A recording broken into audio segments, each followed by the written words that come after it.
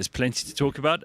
Got Ben and Simphiwe here. It's going to be loads of fun. We've got guests popping in a little bit later on and plenty of Friday excitement. Plus, of course, Monday is a public holiday. So, It is? Yes, Monday is, I think, what we call Youth Day. And therefore, it is, for most people, just an opportunity to take the day off. But there's a history to that, too. I'm not going to go into it this morning because I've been told I'm giving too many history lectures lately. So, fine. By whom? Who told you that? By people in this audience, among others. Not that I ever pay attention to them, but I thought, you know what, maybe I've been overdoing that a little bit lately. Oh, okay. Yeah, I went off on some tangent the other day. I had Kate Turkington here, and she was terrific, as always. And by the way, so terrific and so much feedback that we're really seriously considering giving her a show because people just loved her on Wednesday and when she was on with Warris and PH on the Shady podcast just a couple of weeks ago. So, you know what? Why not? We could have a 90-year-old podcast, and not 90 because it's, podcasting hasn't been around for 90 years, but because our host is 90. So why the hell not? I think we're seriously considering that. We'll keep you updated as to how it happens. It'd be really great if she had to interview Gary Player. That would be a phenomenal interview. Yeah, how old's Gary now? He's the same kind of... Really? Same vintage? Same sort of handicap. Okay. All right. Herman Peter Cook says, why don't you like me, Gareth? This is the kind of neediness that we try to get rid of very early in the show. And I've tried over my career to get rid of altogether. But he goes, I guess I was a fan back in the 90s. I've never been attacked by you before, Gareth. Why now? Oh, Jesus. Yeah, I think this is someone, he says, you seem like someone I could be friends with. I'm not. Oh. I would be a terrible friend to someone like you. No. You are the kind of person I don't want in my life. Needy, emotional, kind of pathetic. It's not my vibe. You got to go and find some other show to listen to. On your way now. Thank you. Great. Who's start that? the Sorry, day. what have I missed? I don't know. Someone in the comments. Random. Did you just say good morning and the person felt attacked? I don't know. Someone in the felt comments. unloved. Yeah, someone in the comments that needs to go and move on and find another show.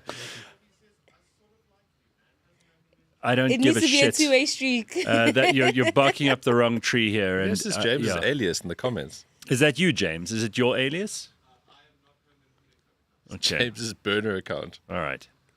Hey, Ben, how's the head healing coming along? Yeah, says it's Matt. going right, guys. Look, I'm going to wear hats for a bit because I'm getting more to that sort of tennis ball-y phase. Okay. But it's better. I mean, it's... Less red. It is less red. It's pretty well Yeah. spotted. But, yeah, I mean, ultimately for the next... That's a very fine cap that you have there. Thank you. Yeah. For Do next... you have a lot of those? It's quite hard with the size of my head, guys, to find a good hat. That's true. And this one being a navy blue, Yeah. bit of a win. And you can wear it with a jacket and it looks like you're at Augusta or something. Yeah. Also doing another episode of On the Bounce today, so I need to try Oh. get the hat ready. So, Very good. Yeah, I saw you had a Konan Ndungane on who Great was guy. terrific. Yeah. He's always such very, good very value. good. Yeah. You know, because he's obviously one of the famous twins. Sure. So Odwa played for the Sharks, O'Connor played for the Bulls. Right. And they had concurrently great careers together. And now they both obviously care a lot more about golf. Oh, okay. Yeah. I knew golf would find its way into the But conversation. that's the thing. Whenever my guests sit down, I know that I Is can that do the criteria? Do you like golf? I could do a golf episode pretty much with every one of my guests. Like before Sure. and after the show, we talk about golf. During the show, we talk about whatever the subject matter is. And then it's like, right, we're going to go play. Ben, you look like a skinny skulk burger with that head. Okay. Well, Okay. Haven't heard that before. Thank you. Yes. Jason says Gareth doesn't hate you because he doesn't know you.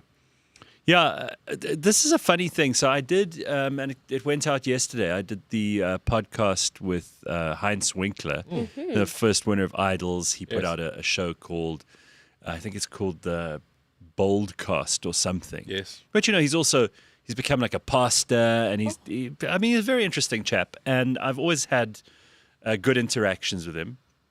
Invited me on his show, and I must have had a moment of weakness, and I said yes, because I don't like going on.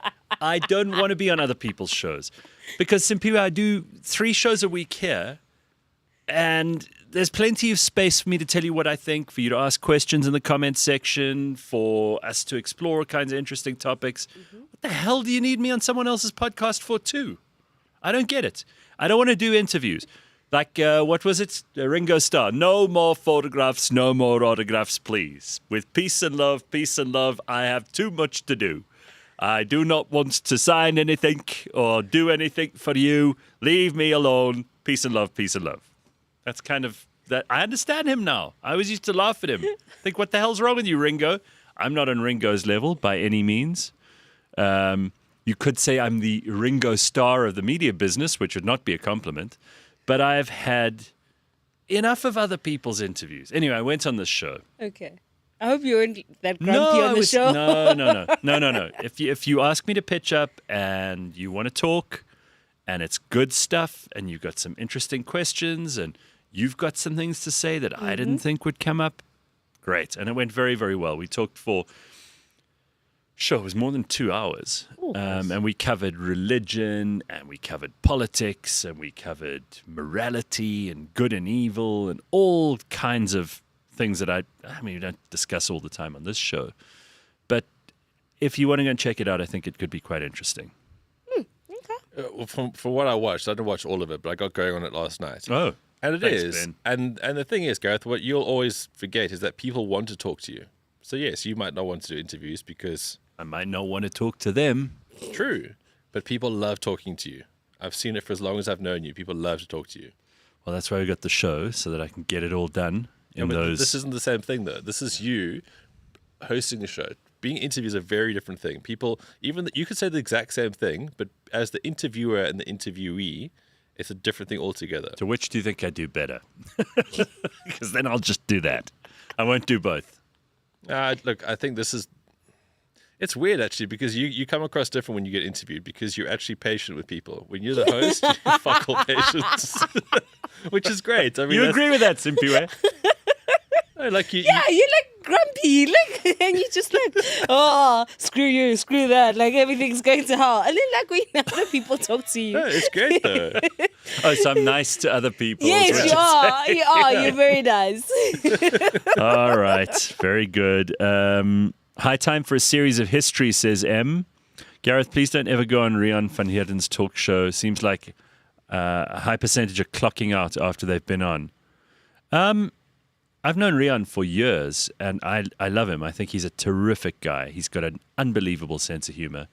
He and I have a history together because he gave me my first job in radio, on campus radio all those years ago. And there's nothing anyone can say about Rion that I won't defend him on. He's just an incredibly clever, hugely funny, good guy. I like him a lot, and I would go on his show. He loves to take the piss. I mean, when I went on, he brought on a dwarf.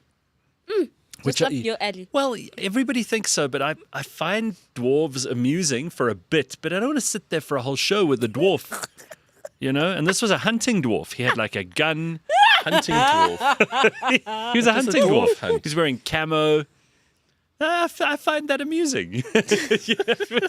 It's not what you expect on a show. So you're talking to Rion about your career and your life, and suddenly there's a hunting dwarf. I mean, it was very, very interesting. That's why Pretoria is such a special place, actually. It really doesn't get the credit it deserves. No, Pretoria's good. And this is in Rion's restaurant, which is an actual working restaurant. They film the show there. They make very decent pizzas. And he's so eccentric, right? Rion Funhedan. He's so eccentric and weird. He doesn't think so. He thinks he's perfectly normal.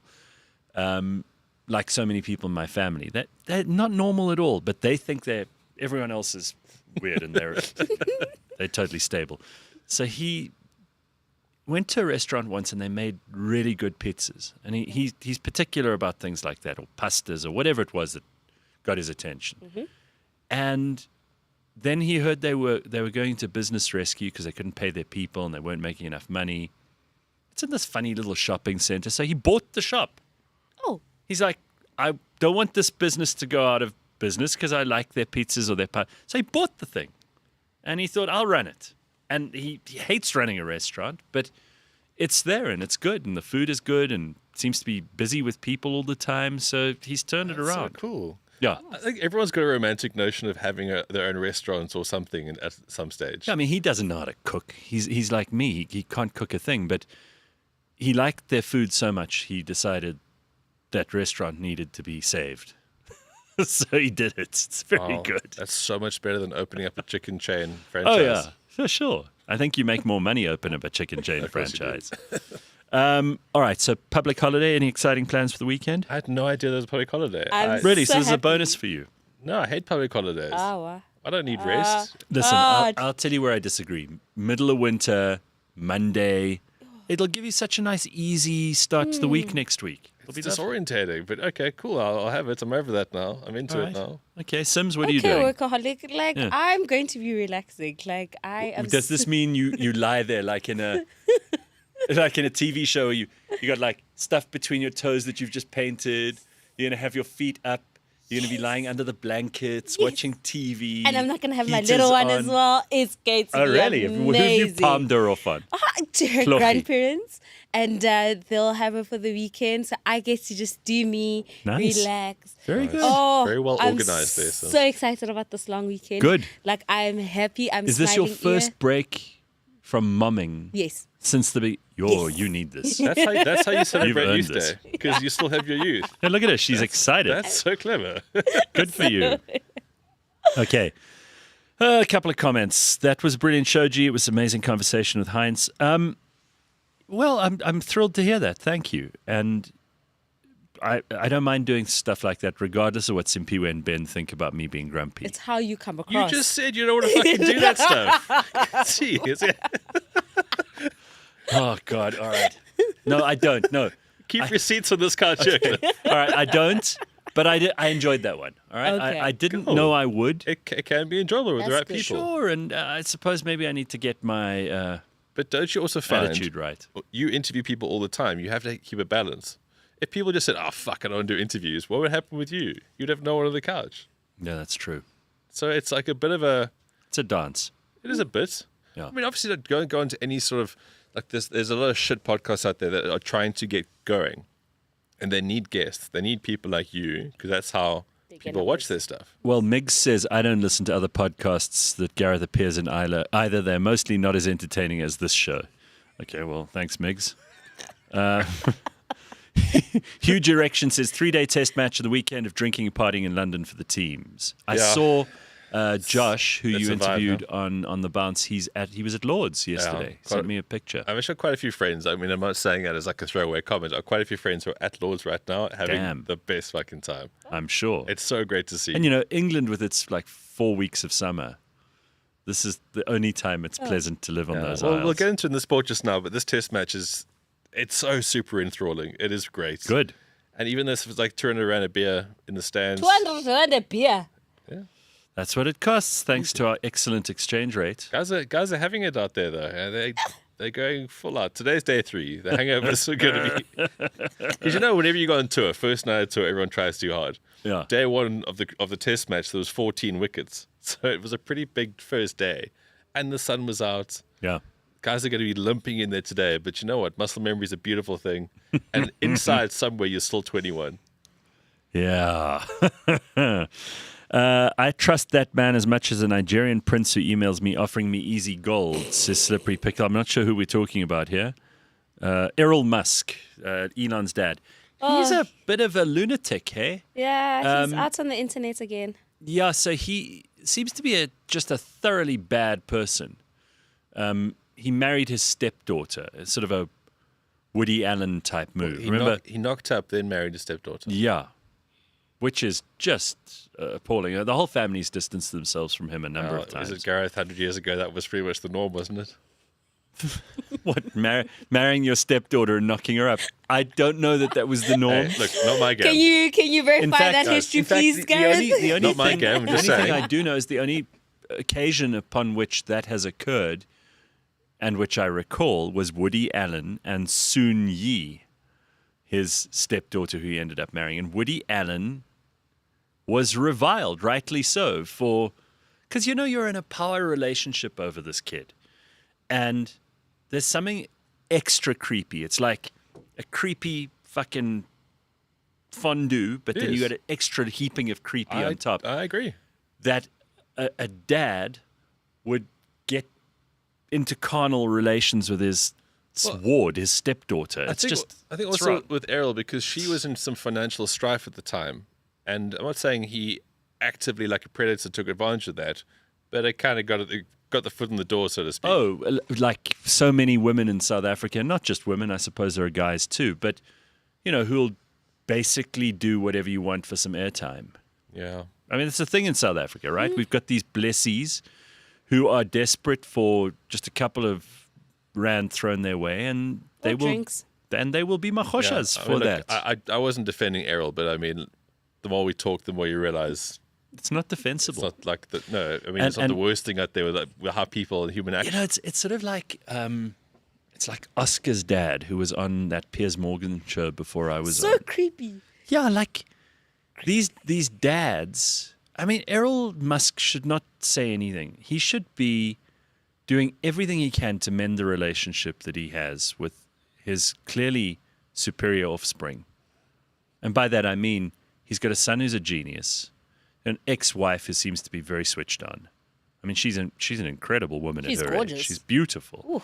And she seems to also be very much a family-oriented woman. I think he's ruined that relationship. He's got a daughter called Tosca. He's got another son called, what's his name? There's Elon, and there's another kid that he had with May, and Kimball.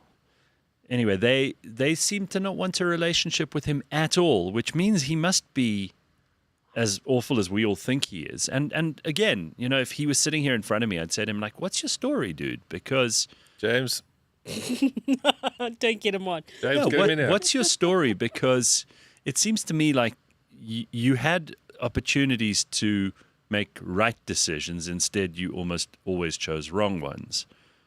I just want to know why that happens, because we all think, and clearly he had money. There was a little bit of family money there, if not a lot. He was a proper wheeler dealer. He had like precious stone mines. Yeah. And then he lost the plot. He was selling look, it's always so hard to say this, and I feel like as I get older, it's weird how this is the stance I take to that. It's like that bloke lived in a crazy time.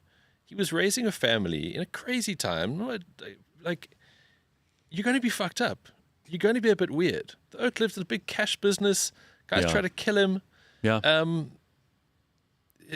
There's so much going on in every person's life, and I think being a dad is fucking hard. I just think, Cliff, the two of us are quite fortunate that we got good humans who raised us. There's a lot of people out there who raise kids. Sure. It's not. I know you're the only one raising a kid on this whole show here, but I think a lot of that can just it can ruin your world. It can change everything the way you see something. Yeah. Still doesn't make it okay to knock up your stepdaughter. Well, don't molest. Just don't molest anyone. That would be a good start. Let's start but there. especially not people who are in your care. I would give Errol free reign, be him, but the stepdaughter thing was probably too far. Yeah, okay. All right, and Errol Mayer says Errol's giving all Errols a bad name. Sugar Shabalala says get him on, Gareth, get him on the show. Elon is first in charge, Kimball is second. Errol Musk on this show now, that'll be too much cuck. Yeah, but also, like, you're born and your parents call you Errol. Yeah. Yeah, Come that's on, right. it's like, He's old. Can you imagine But that looking was at a kid? very... Oh, okay, so Errol. we went through those names, do you remember? Yes. Last time, what the coolest names were in each generation. Not Errol. Errol used to be a very cool that name thing? once. It was a cool name once you turned 43 and you got into management. Oh, how old is he now? It fits him perfectly. No, he's earned his Errol. But you can't be a kid and be called Errol. Come on. All right. Ben, if you were raised properly, you'd know how to pronounce us, not us. For fuck's sake, says Carl DeSantos. Carl, who's you've a got to pora. get over that. I mean, Carl, Carl's every a pora. fucking week, Carl. Carl, you're a pora. You're probably hairy and 3'7". Do I go on about that? We all have different shaped mouths and fuck. Don't mess with Ben, okay? This hook every fucking week. Is that all you got? Fuck, Carl, there is so much you can rip me off about every fucking week. Let this be a lesson to people to have uglier children to protect them from predators. Also, not the worst thing. Yeah, I used to sometimes feel sorry for myself as a child because I thought, I'm not the best looking kid. But then molesters didn't come near me. So I may have won. Very little interference in your upbringing. No interference. Exactly. So maybe I won. If I were really like the best looking, You couldn't have walked home. maybe they would have buggered me senseless. You never week. know. Every right? week. You never know. You would have met guys like Errol far too early in Yeah, your life. under the pier. Come here. Oh. Yeah. Some creepy pedophile. Well, I didn't have to deal with those because they looked at me and went, no. Not you. No. It reminds me of a story. Every cloud. There's a family story that I don't know if it's true or not, which is hilarious, of two of my relatives who were at a kid's birthday party, and an aunt called them over. Their gran had just died, unbeknown to them. She called all the kids over there, like 12 or 13 kids playing there. She says, right, everybody stand in a line. Take a step forward if you have a gran. And the two of them stood forward and she went, you two, not so fast. That's cruel. That's how it happened. It's a great story, though. Oh, and that's it's true. fantastic. Yeah, That's cruel. I hope it's true. You did well with the ladies over the years, GC, says Dirk Kutsia. Yeah, all right. Yeah, okay. But you can always improve. There's always room for improvement, even at my advanced age. Bit of a consolation prize. The pedos left you, but the ladies liked you. What does that mean? That's way better. I'd rather have it that way than the other way course. around. Can you imagine the other way around? That's a disaster. Imagine being upset about that one, though. It's always room These to chicks improve. everywhere. None of these. Errol Musk is 73, says Melissa. Yeah. Okay, yeah, well, that would make sense. Must stop talking. Just stop He must talking. stop talking. The same with Oscar's dad. And He a lot was of- never supposed to talk in the first place. No, I mean, shame. Probably you'd walk past him at some coffee shop and you'd say hello, or whatever, and you wouldn't think anything of it. But he was even saying in that interview with Piers, he was like, well, Oscar's going to be very cross with me. I was like, yeah, maybe you shouldn't have done this interview. Why are you there? You're not getting paid big money. No, and for better or worse, not everyone. I know that the internet has given everyone this idea that people are hanging in your every word. Most people have nothing to say. We talked about this the other day. It's enough podcasts. I don't want anyone else to launch a podcast, all right? It's enough. We don't need any more. I've been supporting podcasts for 12 years. In fact, I was listening to them 15 years ago. And I'm delighted with this explosion of podcasts. Everybody's got a show now. You meet someone, you thought they were a sportsman or a politician or an actor, and suddenly they're telling you about their podcast, and you've got to listen and subscribe and like and all this shit. Enough. We've had the window period now where everyone got to dip their foot in the podcast pool. There's a lot of shit out there. It's time for some people to get out. Just saying. Meghan Markle, we don't need you. We don't need a podcast from you. You've already won the lottery of life. Michelle Obama, you've been a first lady. You were married to a president. You lived in the White House. Everyone in the world knows your name. You don't need a podcast with your boring brother. The two of you sit and yammer on about all the things that you are complaining about in your life, trying to be normal people. Simphiwe, I know this is a real bugbear of hers. Simphiwe hates it when famous and rich and successful people try to dumb themselves down to be relatable to the rest of us. Try resonate. Try and resonate, right? Miss me with that. Yeah. Miss me with that. We don't need a Michelle make your Obama podcast resonating with Big Mike and Ike. I don't want to even, if they talked about the fact, if they addressed that in episode 1. I mean, if Michelle Obama went on and said, I'm tired of people thinking I'm a man. Just drop trowel. And here it is. Let me show you what I Go got. off, Queen. People would, then I'd say, that is some. And then you know who she should have afterwards? Who? Bridget McCron. See, and now I'm in. That's the thing. That would the first men podcast, Thank not you. the first ladies podcast. Podcasts need better producers. Right. It's a good start. Right. That's But it. There's You no know one what? out there. That is some clever thinking. I know, Simphiwe. right? This That's is what why- we want. I don't want to hear what happens in the White House. Simphiwe, you need to be a consultant and go, right, I've had a look at your podcast. And this Last is 40 episodes have been fucking boring. This is how we're going to turn it around.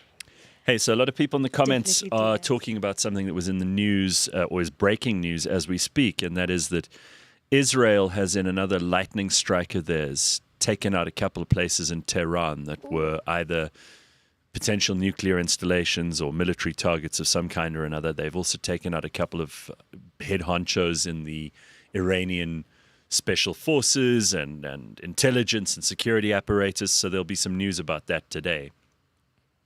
But, again, this is the way anyone who thinks that the world is this peaceful place where everybody just gets along, we pretend everything's okay. A friend of mine's flying into LA today, and Los Angeles is a shit show right now. Mm-hmm. Have you seen what's going on? Have you been watching the news? LA is just a disaster. So ICE agents, these are the people who go and arrest illegal immigrants, illegal criminals often. They're deporting people en masse, as per Donald Trump's very clear mandate from the American people that they're sick of illegal immigration. That's what they voted for, right? Yes, He's shut down the borders. He's like, we're not doing this anymore. We're not just letting everyone in, like Joe Biden, who was asleep at the wheel. And people in LA and people who across the country in America support open borders and completely illegal immigration are losing their shit about this. They're like, but you can't kick people out. They have a right to be here. And No, they don't. they don't. And I'm sure that the people of California are tired of paying for illegal immigrants to get free health care, free education. Everything is in Spanish, even though it's not a Spanish country. It may be one of their languages, but it's not a Spanish country. LA is one of those, what they call sanctuary states, where basically you can go there, you can break all the laws, they won't kick you out, because it's been run by left-wingers and, Kendall Gavin Newsom and Maxine Waters and all of these really terrible politicians who they'll do anything to pander for the illegal immigrant vote or for the illegal immigrant support. Now there are riots in LA because, of course, anytime anyone tries to enforce the law in Los Angeles, there are a bunch of people who want to steal a TV. This is the weirdest thing. It's like, where I'm having a bad day and I see there's riots on, I'm going to get me a TV. Like, that's going to help? How? I just want to know who keeps dropping the bricks. There's like a brick company that's employed in this whole thing. So here. people have been throwing bricks from overpasses onto highways. America has bricks. There's always bricks. They've got bricks. and there's always bricks. And in a these lot things. of houses in America are not built with bricks. The So three few. little pigs. Some are built with straw and some are built with wood. But is there like an app where you can just find out where the bricks are and then you can just create shit? Well, this is an interesting idea because, again, if you speak to people who are slightly conspiratorial or fully conspiratorial, they'll tell you, and it's not even controversial in some circles to say that these are organized. They're paid for protests. There are people who are deliberately agitating to create chaos. And LA at the moment, there are fires, there are people throwing bricks at cops, there are people attacking cop cars, there are people destroying private property. It's a disaster. So Trump sends in the National Guard, and now the governor of California is trying to cast himself as some kind of hero. He's like, come and arrest me. It's like, dude, it is really not about you. In this moment, you have shown a total dereliction of duty. You're clearly not capable of running the state. Things have been a shit show there for a long time now. It's time that your house was cleaned, because you can't clean it, by someone else. And if the President of the United States, who has the power to make decisions around whether or not things are so bad that he needs to send in the National Guard, has decided California needs some help. And now people are just behaving very, very badly. You've got wailing, gnashing of teeth, plenty of screaming and shouting. So this is because people are being taken and deported, right? Illegal immigrants, Yeah. people who have no right to be there. They've never filled in any paperwork. They either just never arrived. pitched for their court date. They crossed the border. They crossed the Rio Grande and they crossed the desert. And they're not meant to be there. They have no right to be in the United States of America. But the weird thing is that people in America are trying to cast themselves as compassionate, good people because they do not want to implement the law. And the law is written down for everyone to see. You have to be a legal immigrant. If you just walked into America, if you got off a plane and you walked in, you didn't have a visa, they would turn you right away. You can't get off a plane from Johannesburg and just walk around in New York. Someone's going to stop you. Yep. And there's reasons for that. Correct. So I don't get it. For a while. And America has been taking in, under Biden and other presidents, for probably the last 40 years. In fact, it dates back to Reagan. Just thousands, if not hundreds of thousands, if not millions of illegal immigrants. And now people had enough. And the other funny thing is that now there's this argument about how, well, California actually used to belong to Mexico. And so it should just be considered part of Mexico. As if that's an argument. Like a country's just going to give up a large part of it. California is a prosperous place. It's probably a little less so proportionately. But you think America's just going to, after 150 odd years, just dump California back in Mexico's backyard? No. Yeah, it's a weird thing, but this what goes back to telling history stories, Gareth. And that's why we need more of them. If you don't know enough about history, you're going to know nothing about your present. Well, it's so funny that the people who are arguing now that Mexico used to own California, so we should just make it part of Mexico. That's just pure commies. No, they are. And they're so stupid that just 5 minutes ago they were arguing that it belongs to Native Americans. Yeah. But now those Native Americans don't matter anymore because now it's Mexico. Yeah. Which was a colonial imperialist power under Spain, obviously. Spain was this imperial power. And America won a war. And that what happens when you win a war is you get the spoils. Yeah. That's kind of exactly where I was going with this. And Mexico wasn't doing anything with California before America took it over. It was just sitting there. It was just uninteresting. There were no things happening. There was no development taking place. It was just sitting there. Fuck all happened while Mexico was in charge of California, right?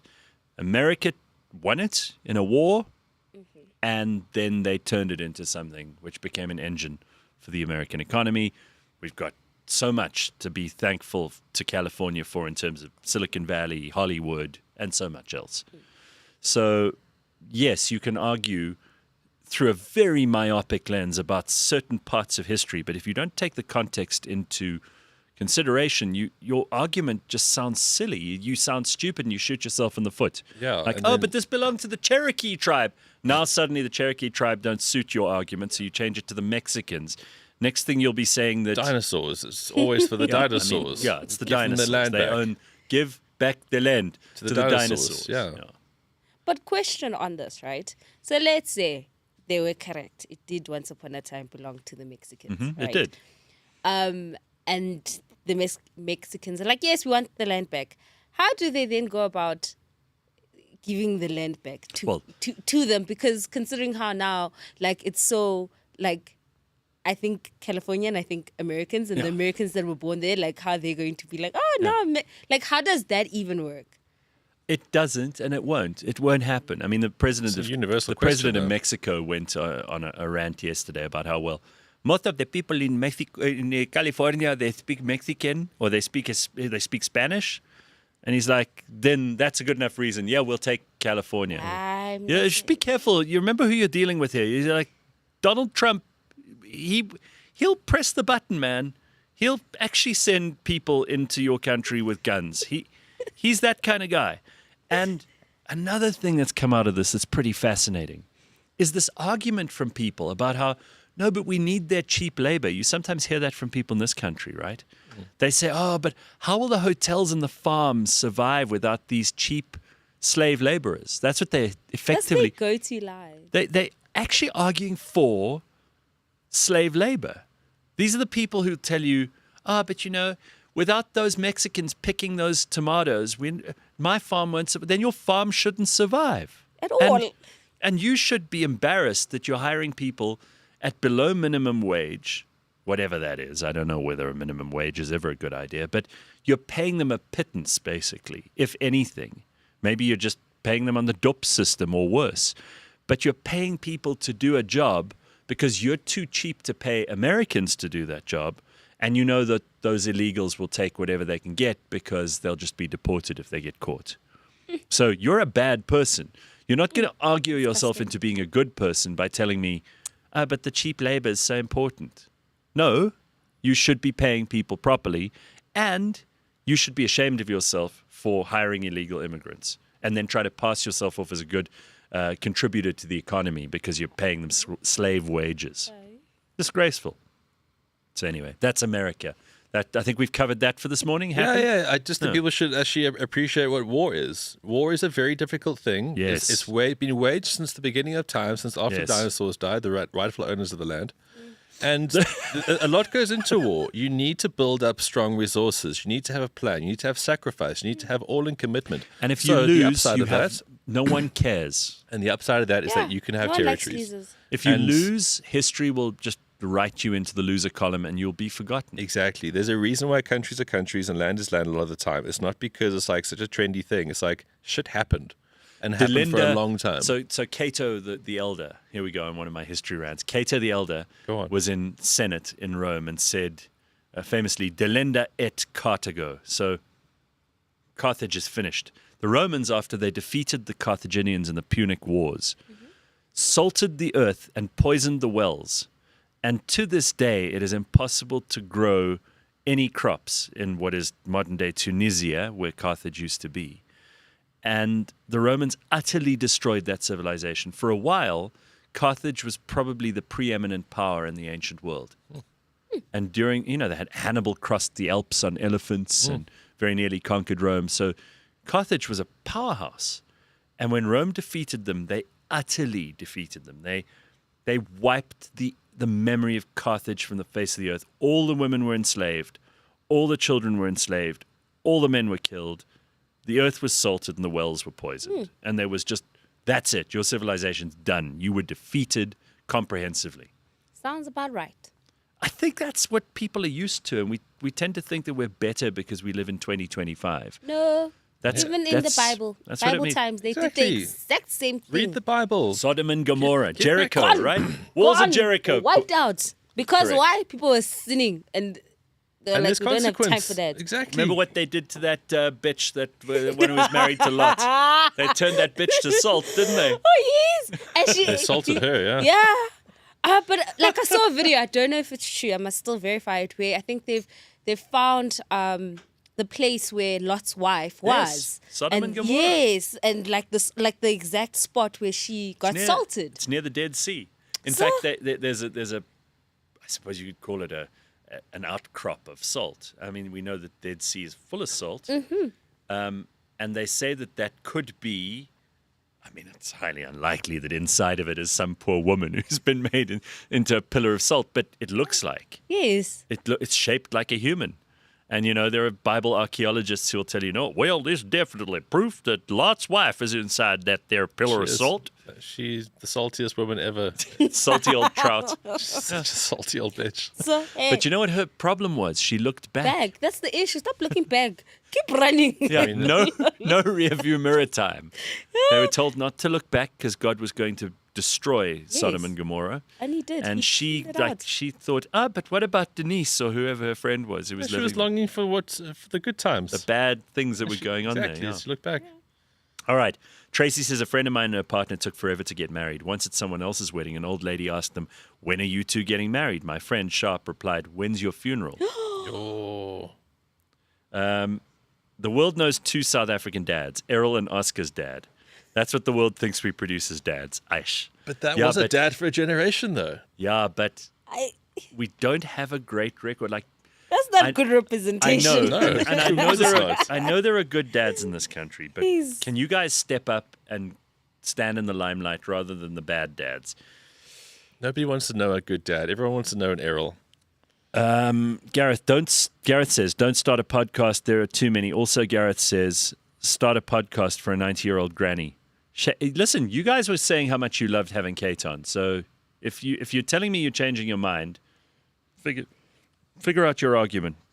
Stand on one side or the other. I don't know why I'm arguing with myself here. Do you have any idea what a conquered land looks like? Yes, like it was conquered. Such an embarrassment when you get conquered by another country or another class of persons, says just plain Jared. Is Gomorrah the original Salt Bay? Maybe, hey? Lot's wife. We never knew her name. Did we know her name? No, Lot's wife. was just That's her name. Lot's wife. Lot's wife. That's all we needed to know about that woman. That she looked back when God said, "Don't do that thing," as I destroy this horrible city. Sodom. There was a great song. I will give credit to the guy just now, but he sang, "There was a man named Lot whose wife was really hot, but she cursed and drank and broke her neighbor's fence. You know it was her own damn fault when God turned that bitch to salt. That's the way he worked back in those Bible days. He fucked her up. Yes, God will fuck her up." Just singing a song has reminded me, I find myself profoundly saddened by the death of people sometimes that I don't know at all. Okay. Yesterday, a truly brilliant man died, and I doubt very much whether most people under the age of 40 will give any damn at all, but I do. His name is Brian Wilson. He was the founder of and the main composer in and the lead singer of the Beach Boys. Mm-hmm. Now, the Beach Boys, I suppose for many people today are like a bit of a gimmicky thing. You know, Aruba, Jamaica, ooh, I want to take you. It's sort of the stuff that you hear at weddings, and it's a bit twee, maybe. But I have to tell you, if you listen to the composition of some of those songs and the way that Brian Wilson, who really was a musical genius. I mean, he wrote a love song for a woman he was desperately head over heels in love with and who he was too shy to address publicly. He was clearly a little bit on the spectrum. It wasn't because it was more like her husband probably would have killed him. Yes, he was a murderous fiend. Maybe not so much in the shy. He was a murderous fiend. But Brian Wilson was obviously one of those people. Look, he took a lot of drugs, which didn't help, so it was hard to make sense. Helped. It was hard to make sense of the guy. But, you know, I heard tributes yesterday from Sting, Elton John, really, really talented, brilliant people saying they looked up to this guy. He's one of their heroes. Absolutely. And as someone who's a fan of music and who's read the stories, listened to the songs over and over again, cares about the ability some people have to just write a magnificent piece of music. And this guy wrote many. I found myself like a little bit sad. I listened to Beach Boys music all day yesterday.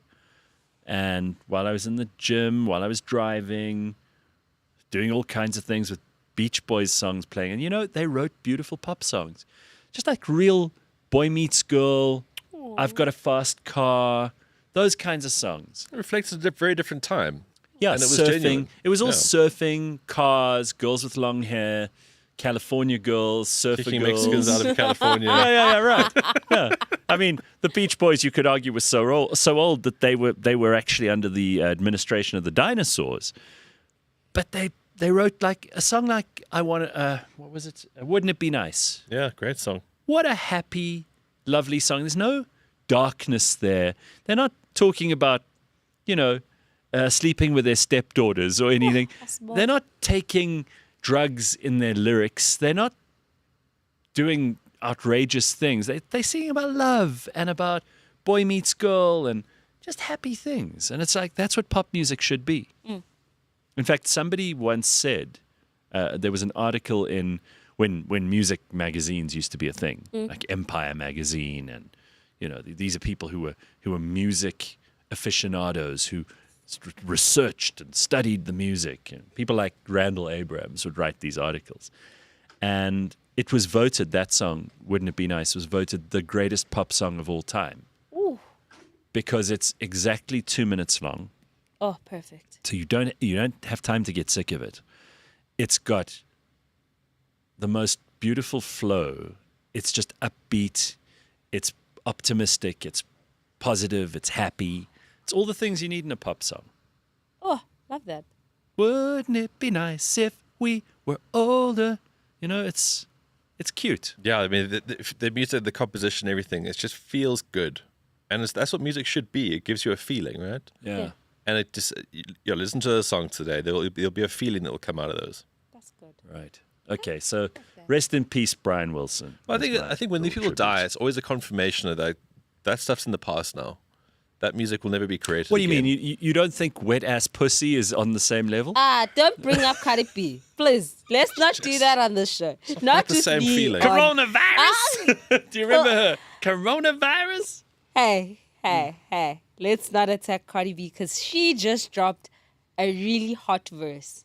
Because What? she's getting divorced. Tell me. Wait, so Cardi B was married for 7 years, right? And in that 7 years, her husband... In Hollywood years, that's like 50. Yeah, I know, that's a right? long time. Yeah. I know, right? But she was married to this rapper, Offset, and he was Yes. cheating on her throughout the marriage. Right.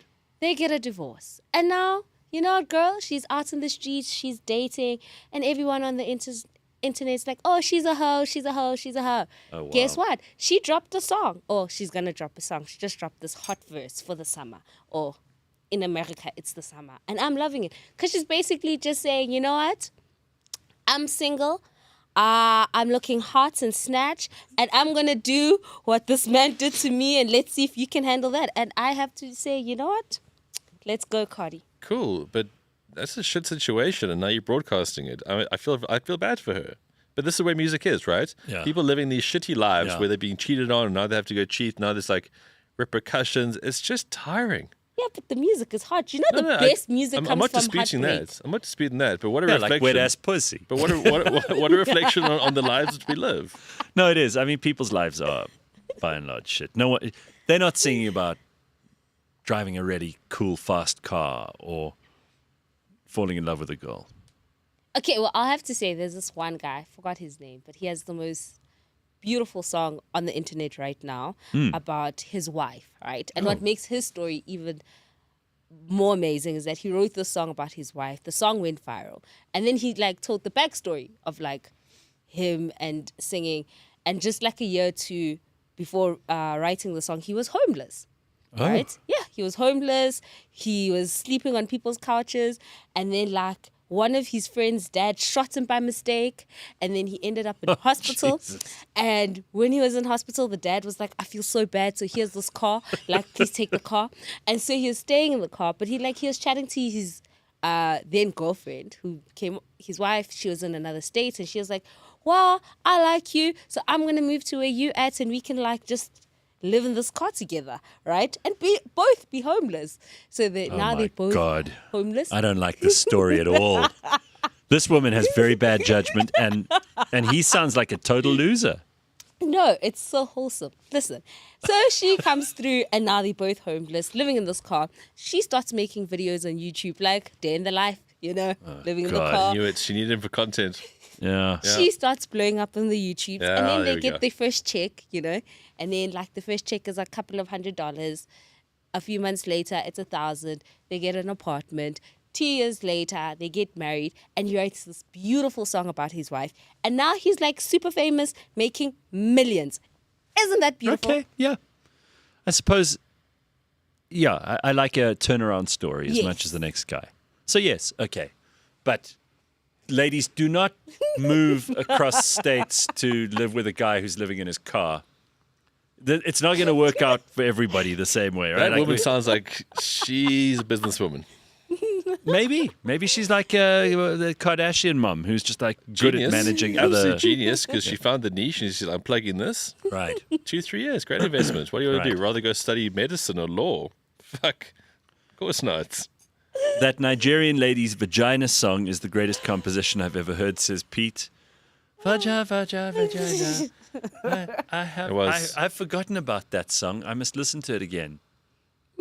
I think I will. I'll Yeah, spend the that was now a good that I've song. spent a day with Brian Wilson's music. I think it's time to go back to Vagina. It was like a I think happy that's a song, good wasn't idea. it? It was a happy song. Yeah, very much. I think it was also 2 minutes long. I knew you'd lose Gareth as she came to live with him in the car. Yeah. I don't know if I've made this clear to anyone before, but I don't really like people who live in cars.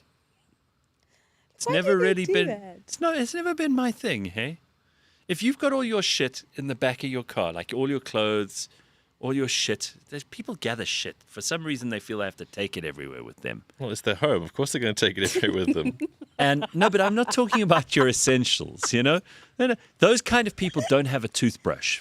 You know what I mean? They do not brush their teeth or have clean underwear. They got their dirty, shitty stuff that they just lug it with them wherever they go in a big mpahla. It's just unnecessary. Just don't mix with people who live in their cars, all right? If your house is on wheels,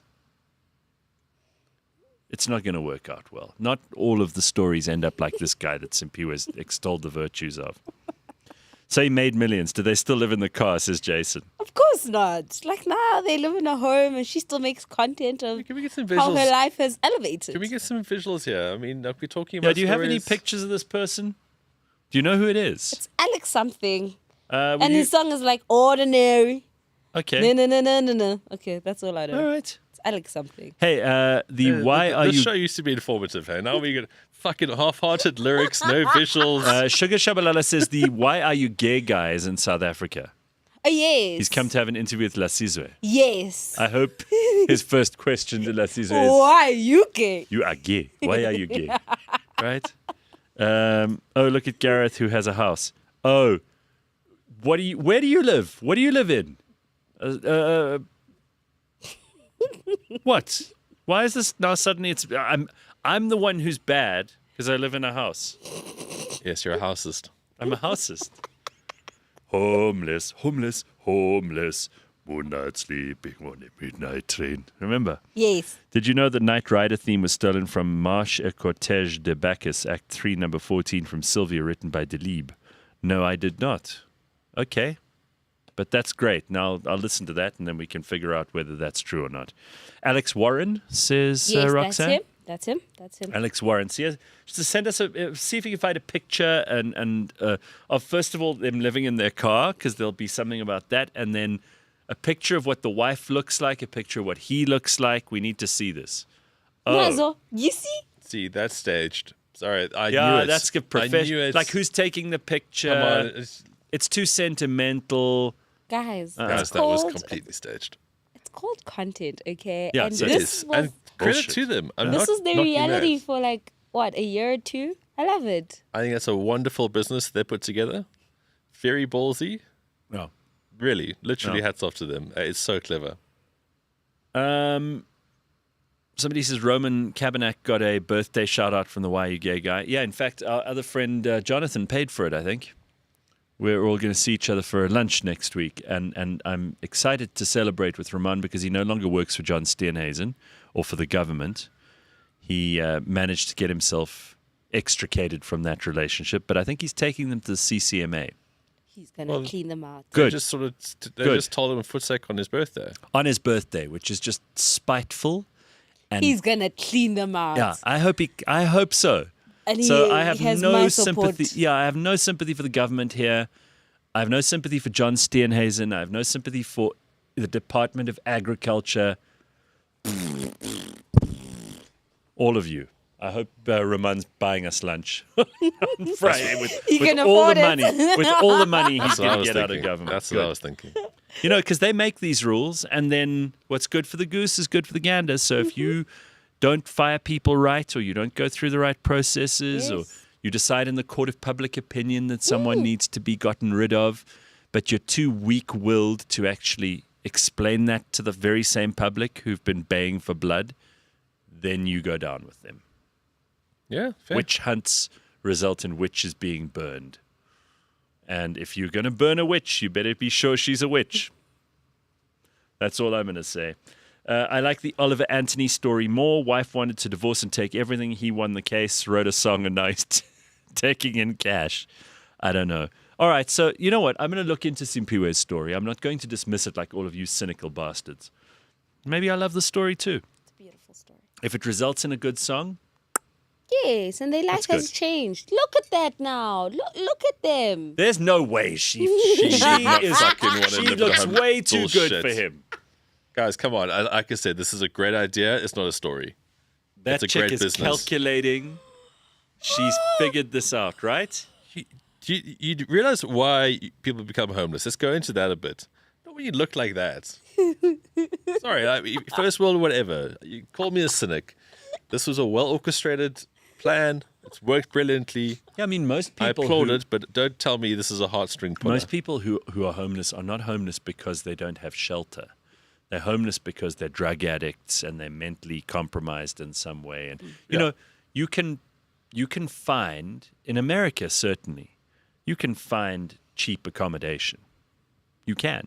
And there are shelters for homeless people. They put you in state housing. There's a lot of state support in the first world. Yeah, and they have rent control in places like New York. There are ways for people to find a place to dwell, so you don't have to be living. Yeah. You don't have to be living in the elements. So a lot of people in America, it's not about the inability to pay rent or find a roof over your head. It's actually because you want to be on the street, because you don't want the responsibility. When you put these homeless people, like in San Francisco, they've been doing this long experiment for the past 20 years.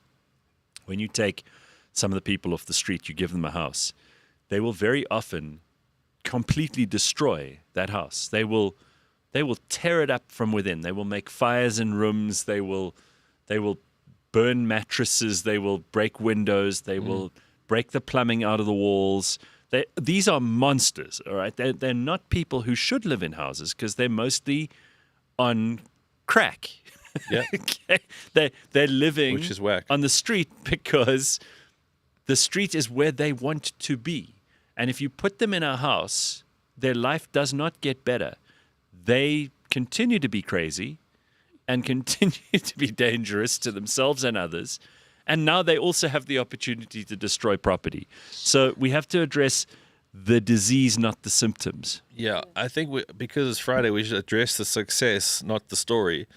This guy probably had a great song, and they were like, but there's no edge to you, I can't sell Let's you. back engineer a story. There's so many songs out there, but there's no, how about if you were homeless? You wanted them to look like this. Yes, that's better. Oh my God. So I reckon, we're at a point now where entertainment's too saturated. Gareth's talking about too many podcasts. It's the same with music. It's the same with all these things. No. I'm with the story. I'll buy it because Simphiwe has bought it and she's not stupid. But I want to know why he was homeless. They won't tell you that. They'll just say he was homeless. To sell a song. I want to know, but this is it. If you're right, Ben, they'll have to reveal what he did to become homeless. No, that's not. They don't have to. They don't have to go that deep in the backstory. I want to know. I know you do, but in order for this song to be sold, they don't have to go that far back. It's like he was homeless. That's where it starts. There is no backstory. It's like Meghan Markle. Because it's fake. It doesn't have to go further back. Yeah, Meghan Markle tries to just pretend that she had no childhood. Like she that mom of hers just is some saint. The dad was an evil bastard. And then suddenly, boom, she's a suit star. And then suddenly, boom, she's a princess. Well, now she's saving the world. She doesn't want you to dig too deep because you might find out that her dad, who's like Oscar's dad and like Errol, he's a disaster, right? But he's not as bad as everyone thinks he is because he actually raised her. Yeah. But when you make the story, you own the story. So their story is homeless. Okay, Cindy, whatever her name is. Insert car. You're also homeless now. Right. Cool. We're doing this about 3 years, guys. We've got the tour dates around. This is the song. We like it. We are tweaking a few things, but we need you to be homeless for 2 years to really push this thing. Yeah. The song comes out. If you listen to that song without the backstory, you'd have been like, Now it's like, it's the homeless guy who's now married his sweetheart. Oh, what a song. This is so beautiful. It really touches me. Well, the way you're selling it is nowhere near as compelling as the way Simphiwe sold it to us. Of course not, because I'm selling truth. She's selling the romance. I could also be selling truth. There are people out there where God is in their favor and something happens in their life where they win the lotto they're like, they went from 0 to now winning 57 million. You know what I mean? It's possible that he truly was homeless. You're right, Gareth. I think we should find out why he was. Because that's also going to be part of the reason why he is successful or not successful in the long term. Because this is only one song. Goon says, quite rightly, 50 Cent had to get shot 9 times to write a song and make a success of himself and his big break. Homelessness is like camping, says Goon. Guys, I love that. It's all about selling a product, right? Yeah. This guy wasn't a product unless he was homeless. His song would have been another song. we have to get to sport just now because we've What a week got to it's talk been. cricket. We've got plenty of stuff to discuss, so we've got to get to that in just a moment. At 7 o'clock, we take a quick break. We'll be back in a mo. Don't go anywhere. Don't become homeless.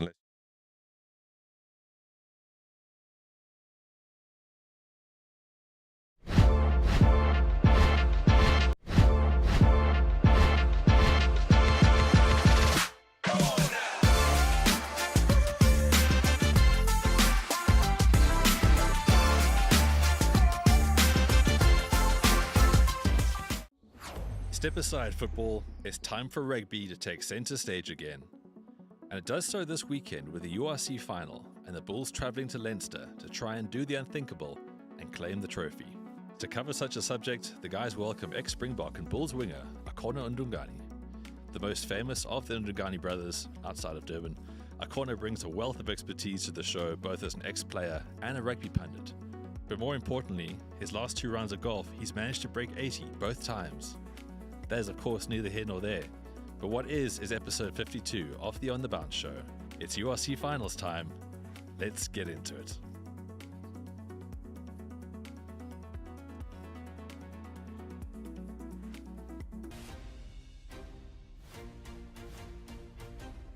Shut the up.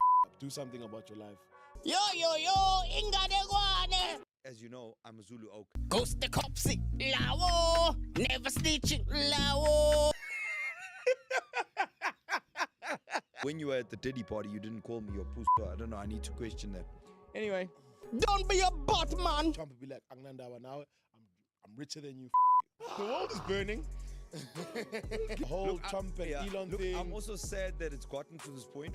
Phela mina ngiyinsizwa mina. Ngiyinsizwa.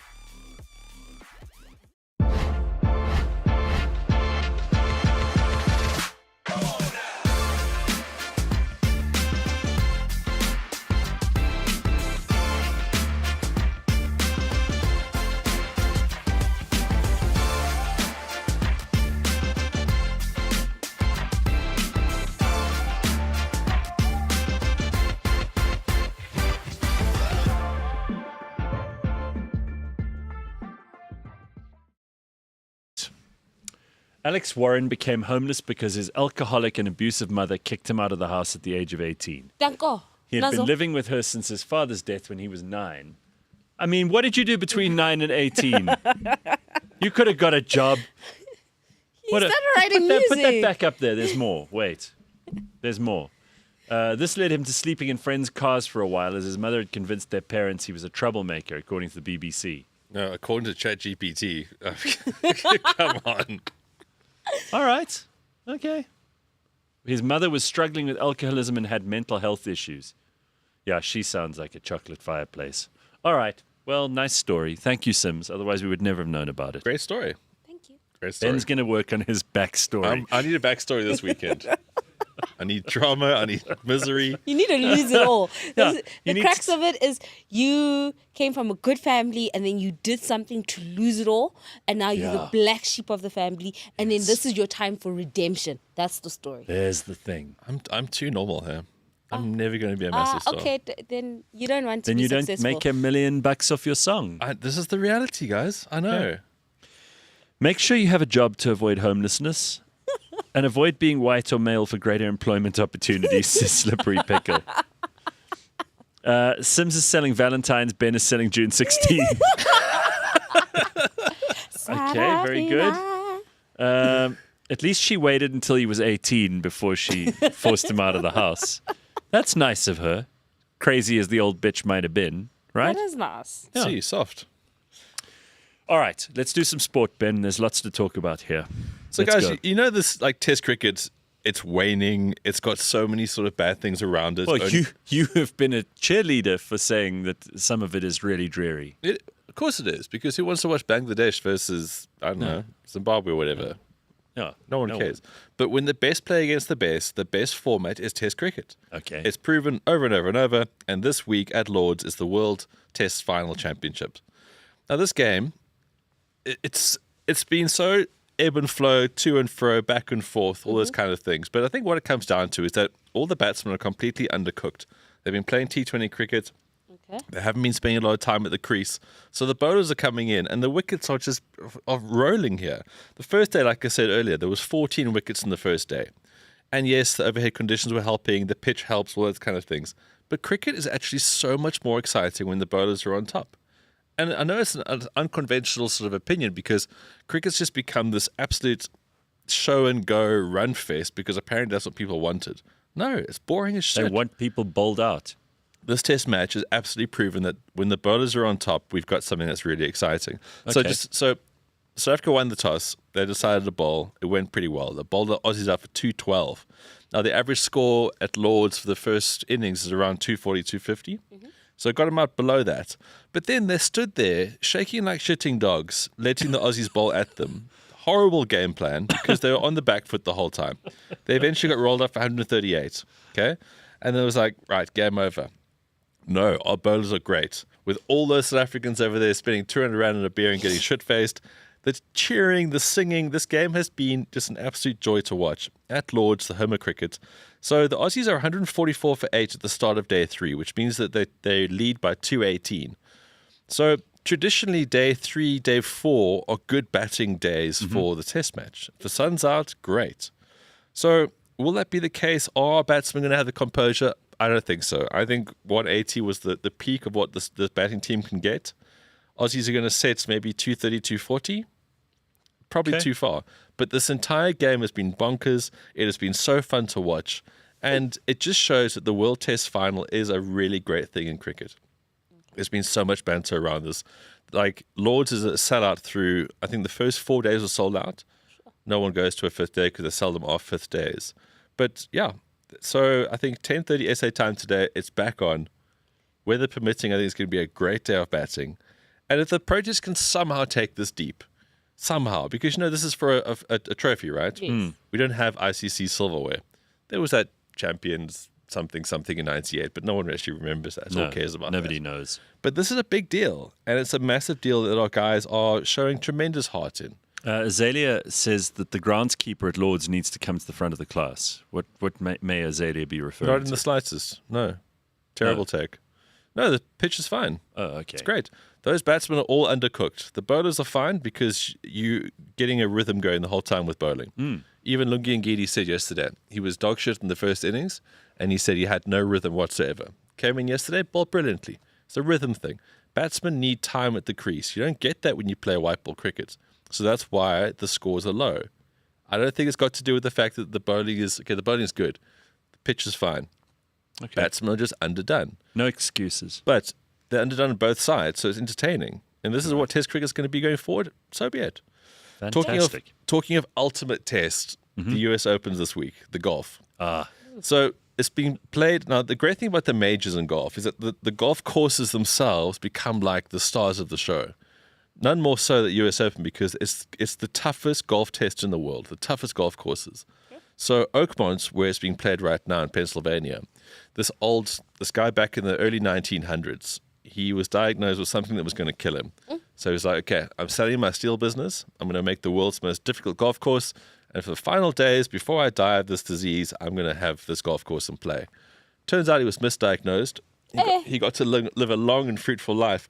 And he dedicated the rest of those days to craft this golf course into the most difficult thing in the entire world. Wow. So in America, he wanted a links golf course, no trees.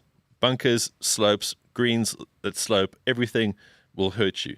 And it's the world's toughest golf course. But what also makes this golf course interesting is that it's the only one that's in tournament condition every single week of the year, basically. Sure, it snows and they How have do to they have do that? downtime because they're obsessed, Gareth. They spend vast quantities Yes, of money. huge amounts, but they're obsessed with this. Like Augusta is like an Instagram model. I've spoken about many times in the show. It's beautiful when you watch the Masters.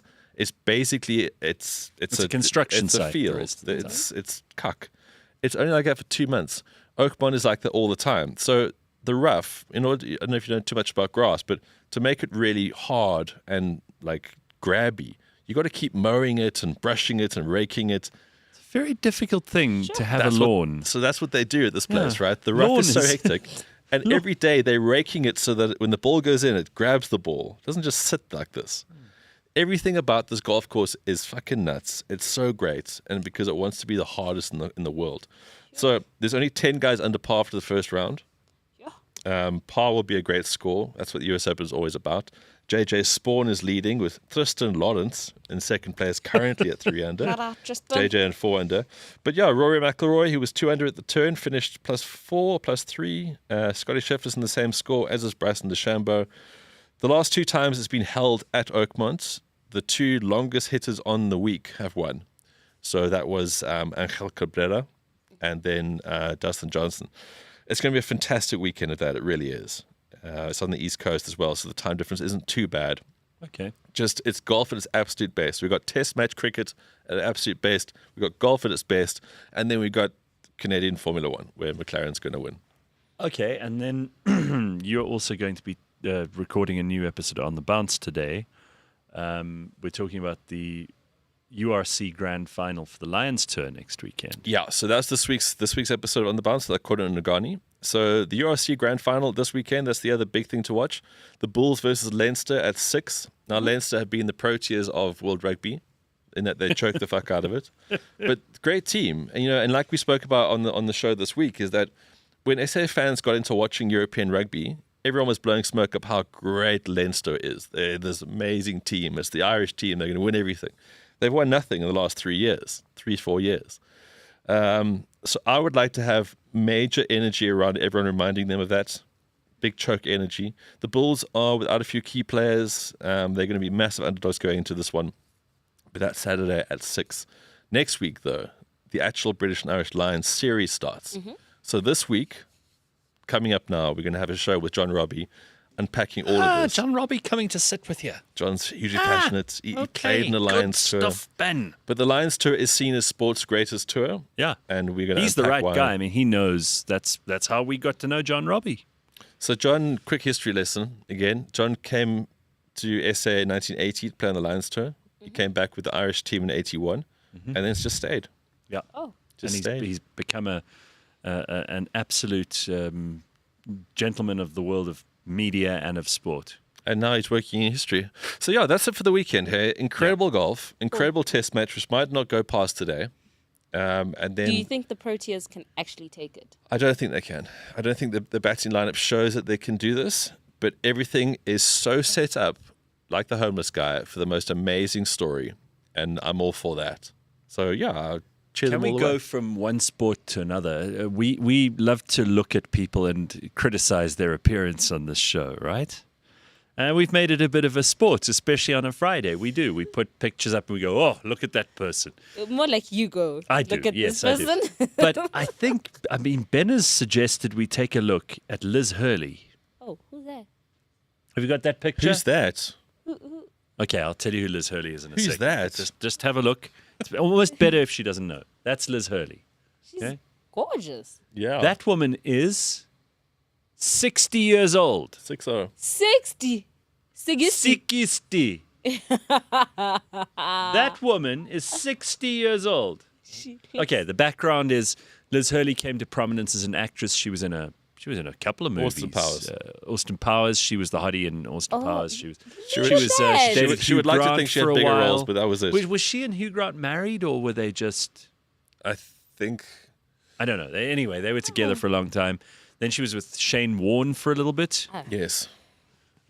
She was with. She's been on the scene for a long time. One of, maybe because Britain doesn't have that many attractive women, she was the belle of the ball there for a good 2-3 decades even. Yeah. And she in her own right has been a successful model and actress, but she looks tremendous. She looks gorgeous. That is that's unbelievable for 60. It really is. Good Lord, God in heaven. She looks like 37.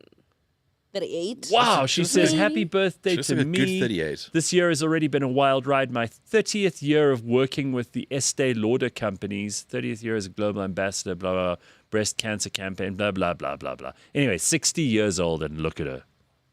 I mean, I'd listen to her talking shit about her Elizabeth. I mean, fire emojis are in her DMs. What is she? Global ambassador for what? Estee Lauder. I'd listen to that. I'd put up with that. I'd say, yeah, I've got a 60-year-old girlfriend. Yo, she's Shit, gorgeous. right? She looks better than some of my age mates. But like, what's her game though? Like, is she into younger men? Because she's not like, if you look like Dunno. that, you got choice. You got Yeah, choice. oh, sure. I don't know what. I mean, like Madonna was like extracting the youth out of those Peruvian boys, but I mean that was more of like a longevity Madonna thing. needs to retire. She doesn't look good for her age. No, but Liz Hurley. Hurley. And I know people can say, yeah, because she has a lot of work done, but yeah, totally. Isn't but it it's how Carl you manage Santos, that. the small, hairy Portuguese man who keeps insulting you, Ben, says, I'd give one of my kids away for 30 minutes with Liz Hurley. Yo, Yes, some honesty. That's good, Carl. We appreciate that. yes, man. I wonder what Spectacular. these ladies are drinking. Like, we've seen some of these celebrities do it right, and then some of them do it wrong. Like Kris Jenner, where she looks 20 years younger, but it doesn't look good. And then you like see people like her, and like Halle Berry. Like Halle Berry is like 40 something, but Yeah. she looks absolutely. Halle No, Berry's Halle Berry's way much older. older than Is 40. she? But she older. looks, I Yeah, agree. like she's just and she aging. looked good for a very long time. Yes, and you just wonder, like, what are you drinking? What are you doing? Like, give me It's the a plan. secrets. Halle Berry's 58. You see, and she phenomenal. looks gorgeous. She Yeah, looks it's- absolutely. And I know we always give her shit, but J-Lo, I mean, the woman looks great. You know, No, she's, she does. She's a horrible person, but she's, Can't It's sing, because but she's great. but she's. she looks amazing. Every day she chooses to be her best. That's the thing. You got to keep choosing it. You can't just Yeah. go, I'm looking all right at the moment. Right. You got to choose this shit. Well, there we The go. work it is. So, we often are rude about people. Today, No, today all compliments giving them for, their for Liz flowers. Hurley. What a great ambassador. Compare for, her to Cardi B, okay? Yeah. Don't do that. No, Don't do she's- that. she's Let's gonna not get look- started. Ben, she's I gonna don't look like want she's us just to been- like not be okay, okay? In Like, relative terms, she looks like Ben, she's just been scrumming with the Springboks. Ben. Cardi looks good. She's a young, hot I'm MILF. not saying she okay? doesn't look good. It's just that she's And not she's like choosing only this. 33, okay? You can't compare the Yeah, two. but she's got all this angst and she's fighting about this, and that stuff ages you. No, but she's also from the hood. You Jo- can't compare Joseph the two. George She's says, gorgeous, Let's man. Google her and see other photos of her. Yeah, because maybe that's just a really good picture. It is a really good Anyway, photo, but that's another thing you do is that you got to have good Sure. photos. Yes, it's part of the but, whole story. I mean, even if it's not like it's photoshopped to the nth degree, you could see the person. And if she looks half as good as she does in that picture, she's still but that's exactly why AI Stunning. content stands out so much, because you can never replicate beauty. Homotso says the secret is to drink lots of water. Stay hydrated, of course. Yeah. Apparently she's going out with Billy Ray Cyrus now. Wow. Is she? Is that for real? Like Miley's dad? Don't tell my heart, my achy breaky. That guy? She's dating him? Oh wow. That Okay. might age her. All right. So that's good. Apparently, See, look at her. That's That she looks amazing, That's man. not Photoshop. That's her Wow. hanging out. my God. I promise you, I know girls in their 20s and 30s who don't look this good. At all. And she's 60. Heaven. All right, so apparently Kylie Jenner's boyfriend has a list of demands. We don't know who this person is, do we? Is he famous? Some actress or actor. He's an actor. It was horrible if he was an actress. Like how you know in Hollywood, they identify as both. So, all right, Kylie Jenner's boyfriend. You know, you would think for an actor, because there are no movie stars anymore. There used to be a time when movie stars were a thing. If you asked any kid who's your favorite movie star, they'd be able to say, Tom Cruise, Sylvester Stallone, Arnold Schwarzenegger, Brad Pitt, whoever. They'd have a movie star in their minds. Yes. Now that's not a thing. Now it's a YouTuber or a Mr. Beast or whatever. That's what kids will answer now. So if you're an actor now, you got to glom on to the Kardashians because they're probably a meal ticket for you. This guy has the nerve to suggest he has a list of demands from. So this guy's I don't know what his name is. We got a picture of him. 'Cause- Timothy Chalamet. Okay, we know who he is. Okay. Timothy Chalamet's quite. He did Dune. Oh, that dude. That dude. Oh, is that him? Yeah. So Oh, okay. So maybe he's in a position to Okay. So- set some parameters. But his whole thing is that he wants to be so far away from the Kardashians because he takes his career more seriously. As in, like, his demands are right. And why that would he date her? he's not going to be on the show and he's not going to be on her Instagram. Hard to tell those two apart at a distance. If it wasn't for the moustache, you'd think they might be the same person. I think his demands are a little too late. If they walk in and he doesn't have the moustache, it's a bit androgynous. They both could be interchangeable in every way. She has a better jawline. But I think this guy's got a good strategy. Here we go, being horrible about people again. Kylie Jenner's hot, right? Like she's super hot. She is, absolutely. So most guys will pander to that. Yeah. And this goes against many universal kind of So truths. are you saying you respect him or you think he's a turd? No, I think he's got a great game plan because no other guys bringing this to the table with her. So she's like, oh, okay, I take him more seriously now because he doesn't want this. No, I think this guy, now that we know it's Timothy Chalamet, he's on the up and up. He's a big deal in Hollywood at the moment. He's a very much in-demand actor for lots of different projects. He can pick and choose. And he can afford to be picky and choosy about what the girlfriend does. I think they've both scored in this respect. They're probably the it couple of Hollywood at the moment. Good. Set some rules, set some boundaries, set some parameters. Okay, so the reason and why... don't share too much on social media, you two. Yeah. Don't put your holiday pictures on there. Don't let people see your domestic disputes. Don't let people hear about how she's a bit upset because he looked at some other girl. Just keep it all to yourselves. Keep it as private as possible for as long as possible. People will be hungry for any information about you, and you can give them a little tidbit here or there, and otherwise keep them the hell out of your business. That's how you'll keep the relationship. But is this guy a bit of a relationship sort of genius in this respect, Sim? So, like, if he, I mean, is this some? I see you shaking. You don't seem to like this story much, but don't you think that this guy's got a good game plan? If a guy were to go into a relationship with you and say, like, I think this is going fantastically well, but here are my 3 steps. Take it or don't. No, because they still. So here's the thing about like him saying, oh, I don't want to be on the show. I don't want to be posted on the social media. But they go out to red carpet events together. Right. Yeah.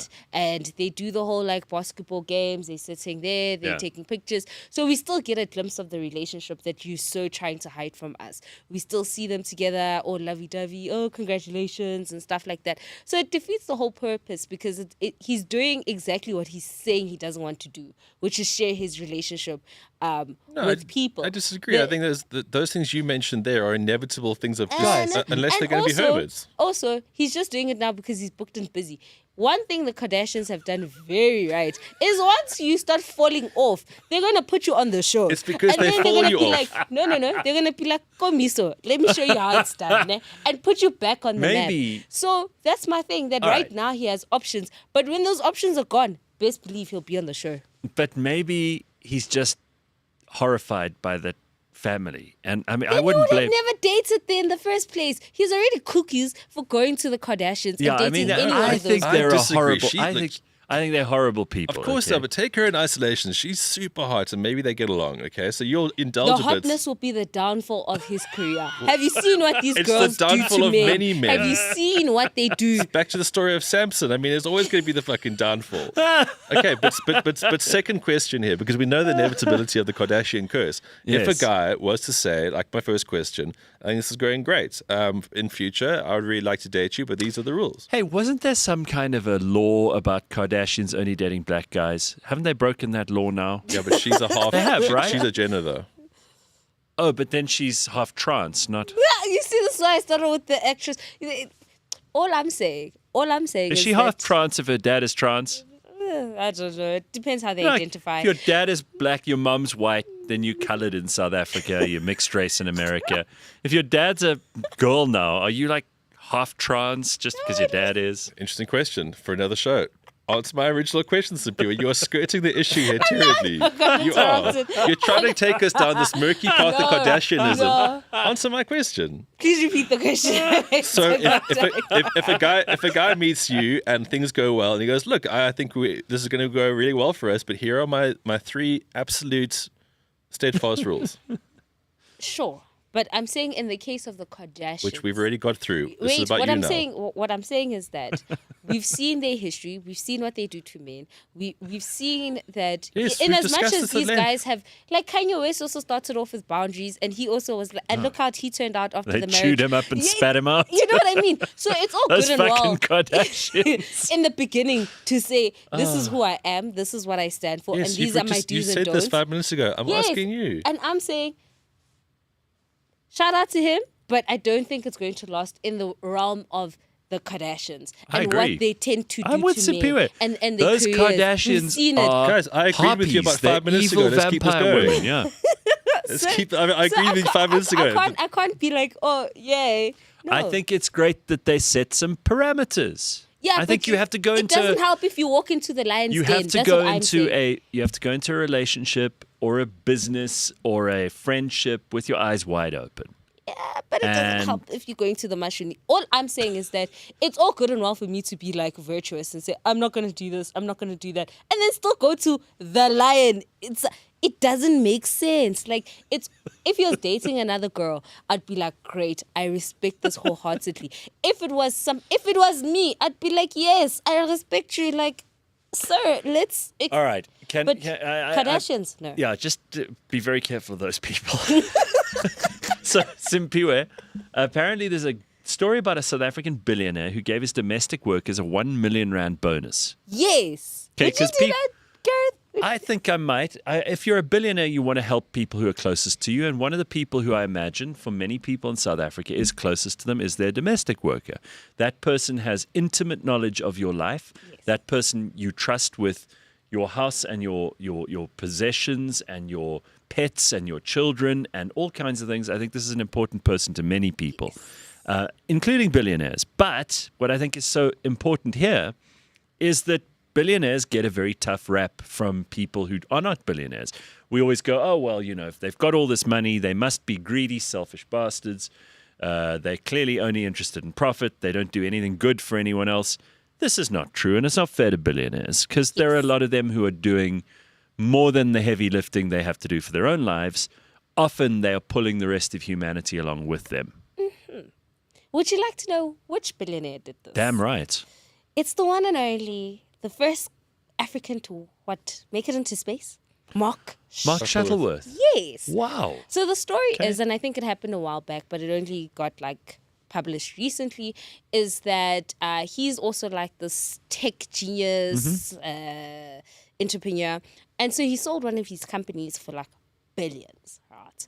And he decided, you know what? I'm going to do a good thing and give all the employees in his companies, but also including 57 of his like helpers. Like that's the gardener, the cleaner. They all got R1 million as a bonus to say thank Beautiful. you for I think that's lovely. your hard work Good. and contributing to the company for making it a success. He did that from day one with his very first success. He was doing that with his staff. Love it. Like, so yeah, I recently saw that and I was like, oh my gosh, like this is such a beautiful, kind deed. And the whole thing was like they also contributed to the success of the company, so they must also reap the benefits when he sells it for billions of rands. Sure. Absolutely right. I think many of us who are not billionaires would like to, if we had lots and lots of money, and frankly, I mean, I don't think you need to have lots of money to do good things. It's just much easier if you do. You can make a bigger difference in people's lives. But I've paid some other people's bills. I've done a couple of things that I could, where I could. People have asked me to help them out, and I have. And sometimes you regret it because you don't know that person lives up to anything that you hoped they would afterwards. Yes. But sometimes you just do it for the giving. Sometimes it's not about what it results in, whether they change their life, whether it saves their business, whatever. Sometimes you just do it because you want to do it. And I think Mark Shuttleworth is a terrific example of somebody who knows that money needs to flow. You can't dam it up. Yeah. You have to keep it moving. And if you are generous and you are kind, then kindness and generosity come back to you. Certainly that's the theory, right? And let's hope it's a wonderful proves theory. itself. Okay, any last minute things you two want to throw in? Because I've got two guests who are waiting to come and tell us about I would their like to just throw in lives. that I'm excited for this long weekend. Oh, good. Now Finally. that you've just discovered it's a long I'm weekend. excited for so much of this. And today Ben had no idea. He arrived here this morning going, oh, it's Friday. Okay, nice. We got Saturday and Sunday. But no, you've also watched the golf until the end. bonus. I can go to the gym again. I can do all these I'm back to normal life. Oh, right, because of the hair thing. Yeah, as of today, I can go play golf again. Oh, you can do all the normal stuff. Yeah. Have you been feeling like you were a little bit depressed and sad about not being able to do any physical exercise. Yeah, that it hits me hard all the time. But Yeah. I've just found ways of dealing with it better, and therefore a lot less cunty. And here I am. Look at me. Well, you've been a bit cunty about the Kardashian thing. No, I haven't. Right, I Simphiwe? was- Been a I bit was cunty great. about You're so Cardi chuffed B. about, like, A little bit yeah. cunty about Cardi B this I've morning. been an absolute delight this morning. Yeah. But you were very complimentary about Liz Hurley. Yes. I Thank who you for wouldn't? that. How hard is it to be complimentary about Liz Hurley? Really? All right, thank you. Thank you, Ben and Simphiwe. Bye, guys. All right, it's fine. Walk in front of the cameras. We're not professional here.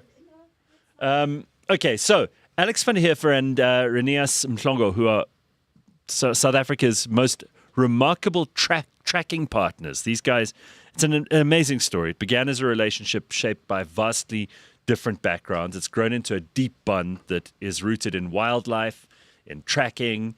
They build educational programs, safari experiences.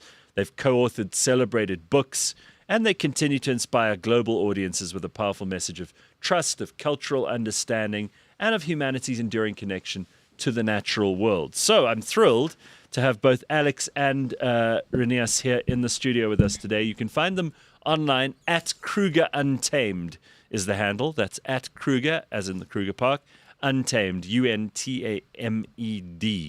Gentlemen, nice to have you here. Thank you so much, Gareth. Thanks for having us. Thanks for coming. So did you have to travel far? Did you come from Mpumalanga, or are you here on some other business as well? No, we came from Mpumalanga, and we go back right now, straight after Sure. the show. Yeah, Never stops, huh? yeah. No, we've got a group at Londolozi. What a place. Yeah. Very, very special. So how did you two meet? Because I've been to the bush a couple of times, and I've met some of the characters who are involved in both of the things that you two do. And I've sometimes thought to myself, I wonder what their life is like when we're not there as tourists, as paying people on holidays or on an experience. And I often wonder about the relationships between people who work in such sometimes quite isolated places and in such close proximity. It's such an interesting contrast. Yeah. Yeah, so I was a 19-year-old young game ranger and arrived at Londolozi as a trainee guide, and ultimately became qualified to take guests out on safaris, and was allocated Renias as quote-unquote my tracker. He's 13 years older than me. He'd been there for 12 or 13 years before I arrived. So we literally got thrown together. We had no choice in each other's assignment. Right. And it's been a 30-year relationship and journey. We've walked together since then. I mean, most people can't pull off a 30-day marriage or relationship in the city. You guys have been friends now for that long. So, I mean, you speak mostly Shangaan, right? Yes. Okay. Yes. What did you think when you first met this guy? Loko nta suma nhlana Alex. The intentions of sangu fun nhlana nae. Nhlana be whatever the trash she mula Londolozi. So he basically he thought I was just another young white person that come to work. but you know, this had happened. I was the 12th or 13th ranger that Ren was about to work with when I arrived. Yeah, so he'd met lots of people before. By the way, how long did it take you to pick up all the Shangaan? Probably 10 years properly. Sure. Yeah. And now you're pretty fluent. Yes, I'm conversationally good. Okay. I'm solid, yeah. In the beginning, Renias could speak no English and me no Shangaan.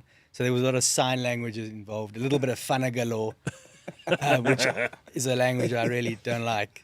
And but Ren was amazing. He would just speak Shangaan to me. And I remember being so frustrated in the bush. He'd be seeing stuff and he'd be telling me, but I couldn't understand it. And it got better and better. And I do remember a day down in a donga and him talking about what he was seeing, and I could understand. I thought, this is incredible. I've entered the life of a man that I was able to access his beliefs, his ideas in a way that I hadn't been before. It's amazing how, we're a country of diverse languages and we've got so many official languages, but a lot of people don't get to communicate it at any deep and meaningful level. It's sometimes quite superficial. It's like just basic understanding. And I don't think you can do that in the bush because there's serious things you need to pay attention to. before you came along, though, how long had Renias been working, and how did he start off in that kind of world of tracking and animals? What is the and the track. And the one color and song the listen to home trekaya say so kola send the in game preserve 84 the commentary is Well, that time ago. a tracker there say the teram all out there. So he started off, he was born in what is today the Greater Kruger National Park. His job as a young boy was to look after his father's cattle and goats and to hunt small game. They were effectively hunter-gatherers. And in 1984, he started as a tracker and thereby was able to realize his incredible... It was because it came... Vati tells me that it wasn't soon after Renias started that what he saw in Ren, his ability to find animals, to make sense of the environment, and his ability with people was just exceptional. And that was 40 years ago. Yeah, it's amazing. People think that trackers and guys like you who work in the bush, you only have to be good at spotting animals, knowing how nature works, which tree you can and can't eat the leaves off of, what you can learn from this worm. But it's people as well, because you have to deal with all kinds of people from all over the world, some of whom have a deep and abiding curiosity, and some who are just absolutely the most vapid people imaginable, who, you know, have been given this trip and they don't really care whether they're here, there, or anywhere. And you have to very quickly assess these things and figure out a way of dealing with them. No, that's right, Gareth. And it's an industry that chews people up and spits them out quickly. The average guide turnover at the average lodge is, I don't know, 2 years, because it's an interesting mix. You come in. Usually, it's people who are interested in animals and wildlife, or they are interested in people, but often not both. And then you get asked to take game drives starting at 5 a.m. You're with people all day, and then invariably late into the night. And there's alcohol involved. Mm-hmm. And over time, people get worn down. So there's this whole idea of energy. We always say that good guides have good energy. And if you can stay healthy and not imbibe too much in the alcohol, and have a good relationship with the person you're working with, you can stay. And we always knew we were going to make a career of this. This was not a ski job for us, where it is mostly for a lot of other guys. Yeah.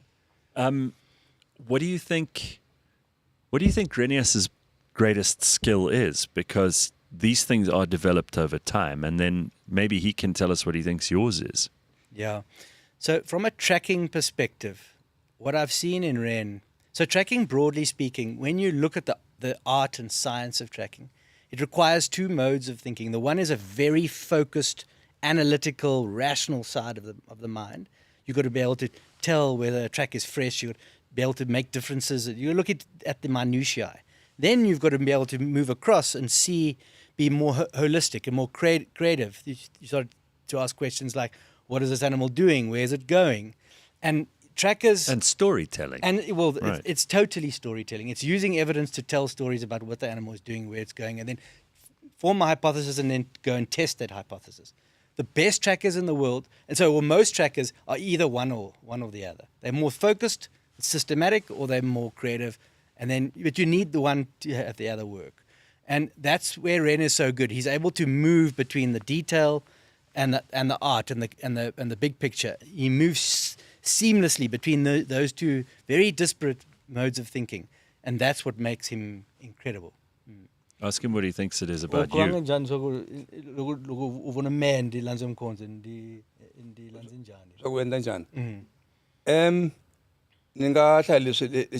Alex kuze namuhle kuma vambiri iti komba ari munhu a kota ku ala navela ku ta funda ku yini ene ari munhu a karabuka buka ti ku komba ila ta funda so la ku funda a track se yo mhaka mina ibe hlangana ve xixin'we because ani vona ku energy ya vambiri eka ndhawu yin'we strong ta kota ku into sweswi emahlweni. So he thinks that my strength is my detail and that I push to learn.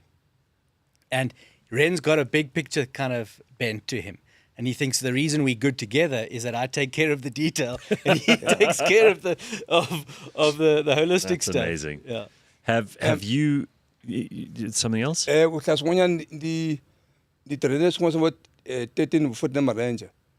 Mara ani vona ani swivona swa nga ku va ku funda swi ta just vona the game drive ntsena a va ta funda ku mati ta nova. Se loko ni ta va hlangana na Alex Garlowa ni swa ku okay hi hlangana kahle i ta energy leyi nga na yona. The 13 rangers he'd worked with before I arrived, none of them had taken any interest in the tracking on his side of the work, his language, his culture. But when I arrived, he saw somebody who was interested, and that was what set the spark. So like we can. Interested is interesting, right? Yeah. Why should you make an effort with someone who's patently not interested in you? And it must be. For many people, they have an idea of what it is to be in the environment you two are in, and to be doing the jobs that you two do. And they could be very, very wrong. They get this romantic idea of, I could be a game ranger, I could be a tracker, I could live in the wild, I could, stay at this amazing lodge. It's a very tight-knit community of people who work together every day. I can go out there into the bush. Every day is an adventure. It's not like that all the time. There's a lot of real slogging, right? Yeah, totally. I mean, the hours are incredibly long.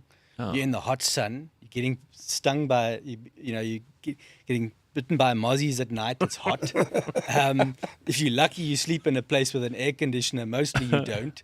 A canvas tent is 50 degrees in the day and 5 at night.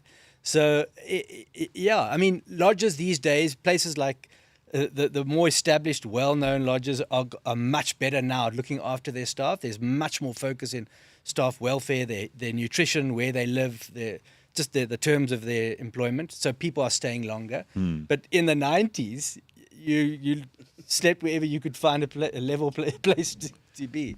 So obviously Ren comes from a generation, perhaps one of the last ones, who does traditional tracking, right? And this is a skill which has become outdated in many places. Unless you work in a job like he does, it's probably not something you need to remember anymore. There's so many cultural artifacts, things that society's moved on from.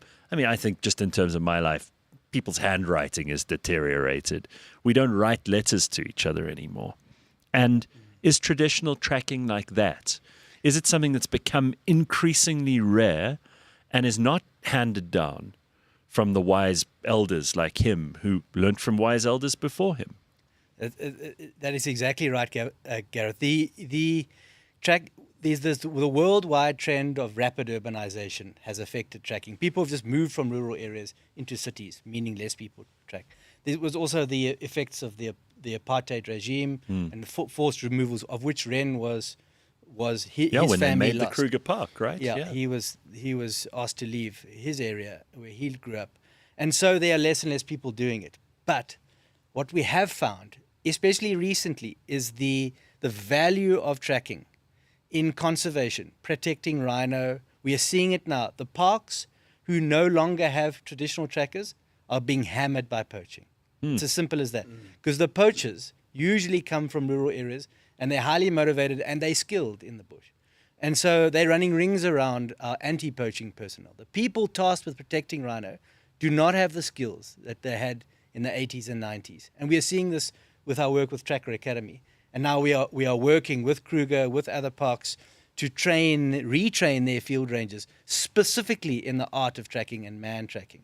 And so there's a clear example of, although it's an ancient craft, it still has real tangible value. Do you sometimes find yourself just stunned and amazed when Ren pulls some completely bizarre and arcane knowledge out of the bag and shows you something that you otherwise would have missed yourself? Yeah, I mean, it happened the other day with a python. It wasn't quite the other day. It was recently, though. We were standing around, we'd been tracking a leopard, we found it, we came back to the vehicle, we're having a cup of coffee. We were with our Tracker Academy students, and some birds started alarming in the bush 50 meters away. And Ren casually, he's holding his coffee mug, he casually says, "There's a python there." So one of the students said, "It's a snake." He said, "No, yes, but it's a python snake." I said, "How do you know that?" He said, come, let's go and look. And so he walked with his coffee mug and he walked around the bush towards, and lo and behold, there was a smallish, it was a 2-meter python there. And like we asked, like, how did you know it was a yes, you can tell from bird alarm calls if it's a snake. I mean, even that's a stretch, but yes. But how did he know? And maybe Ren, you want to tell why you knew it was a python? Because the event was in Hlaru. Imaka ku loko sinyana si ka si choverot. Ainge ko push log ipaso. Se di from so si ainge push log. Se si para ansinya ka tsongo si kota ku si basi so ainge makete mara ku mamba. After intelligence. It has come so. The sentiment was in Hlaru magale. So what he's saying is that the python moves slowly. It moves along the ground. It has no ability to strike up. It doesn't go into trees that much. And the way the birds were moving low to the ground, the cadence and the sort of urgency of their calls indicated such that it was a python. It's amazing. Ask him for me what the most difficult animal is to track and which animal he finds easiest to identify from like miles away. So Yo,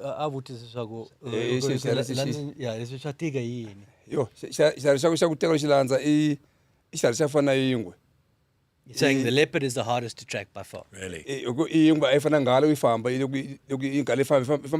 Unless even someone Because a lion, for example, moves in predictable straight-ish directions. A leopard is much more mercurial. It's investigating and moves in unpredictable. You have to be very technical. You have to have incredibly refined ability to see the animal's track. Well, how amazing, because that's always the animal that everyone wants to see, right? If you spot a leopard, you think you've won the lotto of game drives and game viewing. Yeah, totally. And we've researched this. On average, an average competent tracker working in an area where they track leopards every day are finding leopards where they get off the vehicle with a fresh spoor, follow and find that animal. They're only around 20% successful, 20% of the time. Really? Yeah. Ren in his heyday was in his 60s. There was a guy called Richard Sewela at Londolozi who was in excess of 70%, but he was an anomaly. He was the best tracker we both agree, the best leopard tracker probably in Africa. Probably in the world. And then, Sure. Exactly. Tracked more leopards than anyone else, had an incredible strike rate. But Richard was very interesting. Richard was very systematic. He had an ability to see the most unbelievable obscurities on the ground. And he had incredible patience, and he knew how leopards moved. The best leopard trackers in the world know most about leopards. So how long can you guys keep doing this? You mentioned retirement and, people being in their prime. And are you too old now, either of you? How long can you keep doing this? Because you clearly love it. You're clearly good at it. People love what you do. They love learning from you and being in your company while they learn these things. Is this the sort of job that you can keep doing?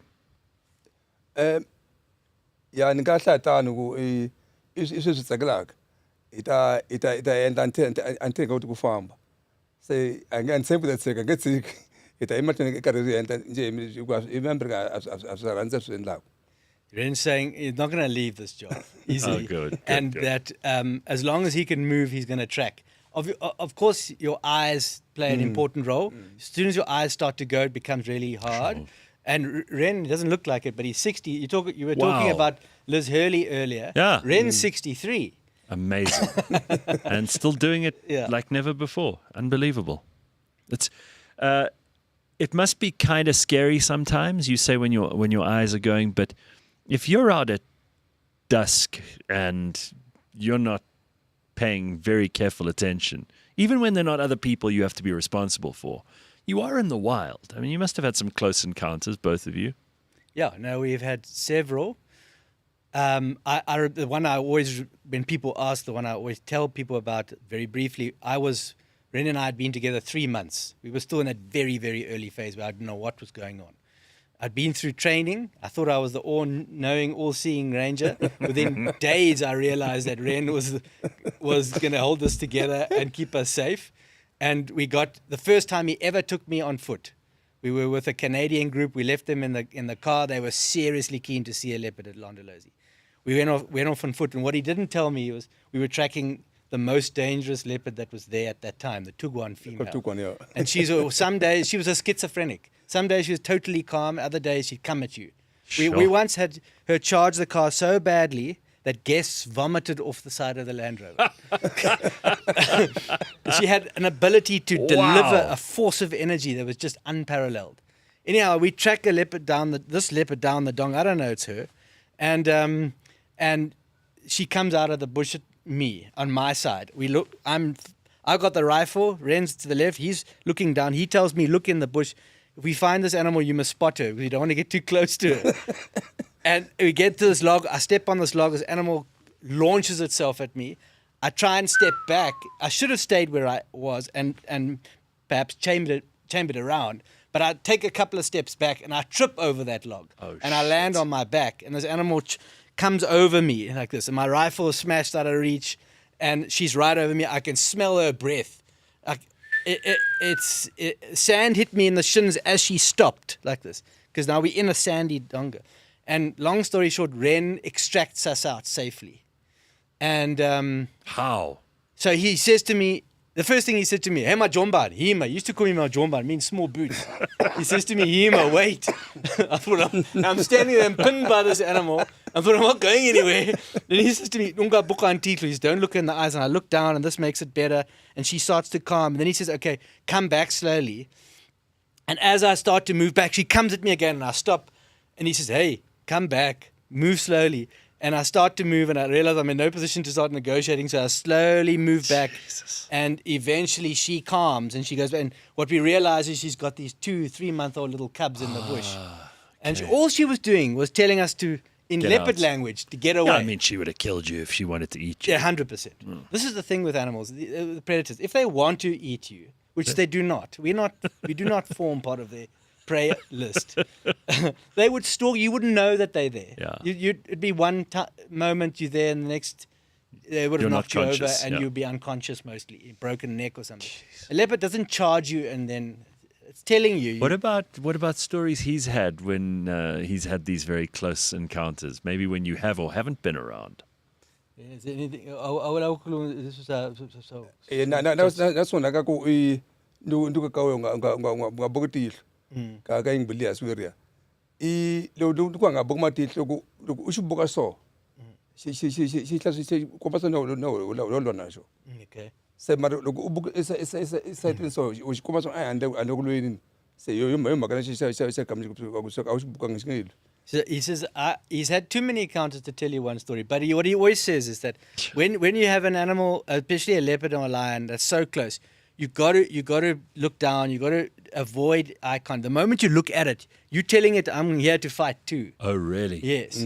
And you're confronting it, and so you got to give the impression that you're submitting.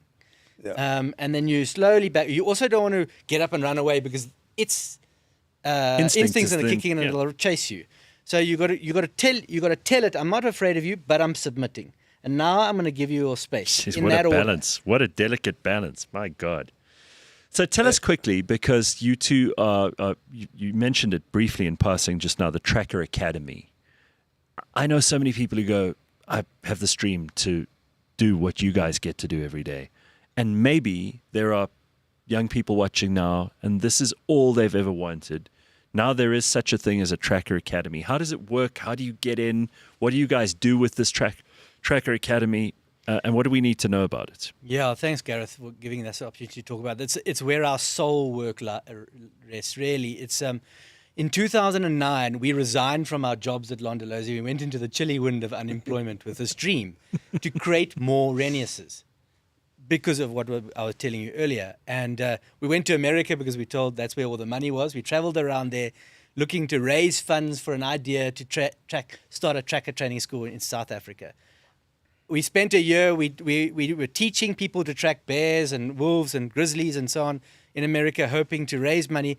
We arrived back in South Africa in the November without $1 to show for our efforts. People love to hear our stories of nearly dying. Yeah. but not. And on the beach in Plettenberg Bay, back in my hometown, I was days away from telling Ren we was going to get our jobs back at Londolozi. Long story short, I meet Gaynor Rupert, and she her and her foundation agreed to fund and found Tracker Academy. And so in 2010, we opened the doors to this tracking school. She's a terrific human being. You know, people. Everybody knows Johan Rupert. Everybody knows the family story, but Gaynor is a force of nature on her own. I mean, the things she's done in the world of horses, the things she's done in the world of wildlife, and now I hear about this, I'm very impressed. No, Gareth, she is an incredible human being, the most gracious person you will not meet, a visionary in her own right, and yes, absolutely. And we could not have. As a result of her efforts and her influence, Tracker Academy has trained 320 young men and women, all unemployed, many without hope. Do they listen to you, Renias? Yes. They listen to you. Yes. They better. They better, or they'll get eaten by leopards. And what's important, Gareth, is 96% of anyone who's gone through Tracker Academy are now in permanent conservation jobs. They're building houses for their families. That's phenomenal. They're sending their kids to proper schools. So we're using tracking as a vehicle with which to do social good. Wow, I think that's really a super story, and the kind of thing that's extremely inspirational for so many of us who care about this stuff, whether it's because we get to experience a small slice of it, or because we know it's part of the great wealth and enormous richness that we have as a part of our legacy in this country. The work that humans and animals do together, and that humans can do for humans in making the world better for the animals. And, you know, you guys are just doing incredible stuff, so I cannot thank you enough. What do you think the next generation of trackers will carry forward? And maybe both of you can answer this. Yeah, about that, right? ya ntlha ku lava va ntshwa va ataka va va mahlweni va karhi va hlaya swiharhi, and then ku ni va futhi va tourism yi ta ve henhla ngopfu loko karhi va endla sweswiya. Ni ku veni i tracking a nge fi ni sure that karhi on va yisa mahlweni. So hi mhaka hi navela ku hi nge vonga ndava ya mahlweni ku teka voni swa ku i legacy leyi nga fi a ya emahlweni, because I'm sure a ri ku feni vele already ku n'wana n'wana i va i tirhile banking na swin'wana se a swa mahansi. Se ni sure ku ya mahlweni va ta swi teka swa mahlweni swi ta swi mahlweni. Ni sure ku ni ku veni ni mhaka ta ku hlaya ntumbuluko swa swa fana ni swibejwana va ta swi hlayisa njhe Dr. Academy ta verika ni khuruka i train vana. What he's saying is that tracking cannot die. It's our heritage, an African heritage, born in this country, on this continent. And it doesn't take much to get people interested in tracking, African people, especially rural people. It's part of their culture historically. And it's an African solution to an African problem. And we need to ensure that these trackers are not only technically competent, but also have the heart and the minds to go and be part of the solution in terms of saving rhino, protecting rhino, playing a meaningful role in ecotourism. And so Ren is very big on not only can we teach him to be exceptional trackers, but teaching him to be exceptional human beings and being the best versions of themselves. Mm-hmm. And that's what he's putting a lot of time into is really, because we only work with small groups. We do 32 a year. We get 3,000 or 4,000 applications a year. Yeah. And so we really want to make sure that those who get our certificate, they actually go and make a material change to the conservation. Well done for doing this. Just one quick question here from Dirk, which I think is important. It will be interesting to know how AI and drones will affect tracking skills in the future. Do you guys see an upsurge in technological solutions to problems that used to be people-based and people-led and people-solved? We haven't seen it yet, AI, but we are working on our own AI project. We've developed a mobile app in partnership with Hewlett-Packard Enterprise, HPE. And we are busy training the app to identify tracks. Now, tracking, there are broadly speaking, two components. The one is the identification of an animal's footprint. And AI will be able to do that quite soon. Even though it is a kudu's track, for example, can look very different depending on how it's stepped on, in And of what course, substrate. what the substrate it is. you know? Totally. So it's not like there are apps that can identify trees by looking at the leaves. This is a few clicks more difficult. But then the other component is what we've been talking about, the following of a leopard. Yeah. AI is not anywhere close to being able to do that or follow a human being through the grassland that walked 2 days ago. AI is nowhere near. And I'm sure one day, possibly, yes, but right now there's no signs of that AI can do. Because no one can replace what you guys do. Listen, it's a pleasure, and thank you for coming in this morning, and good luck with your trip back, and a busy weekend, I'm sure, a long weekend in the bush. Alex van Heever and Renias Mhlongo, pleasure to have you here. Thank you Thank you so much. Thank you. All right, and we will be back on, not Monday, because Monday's a holiday, Wednesday, 6 a.m., bright and early. Cheers.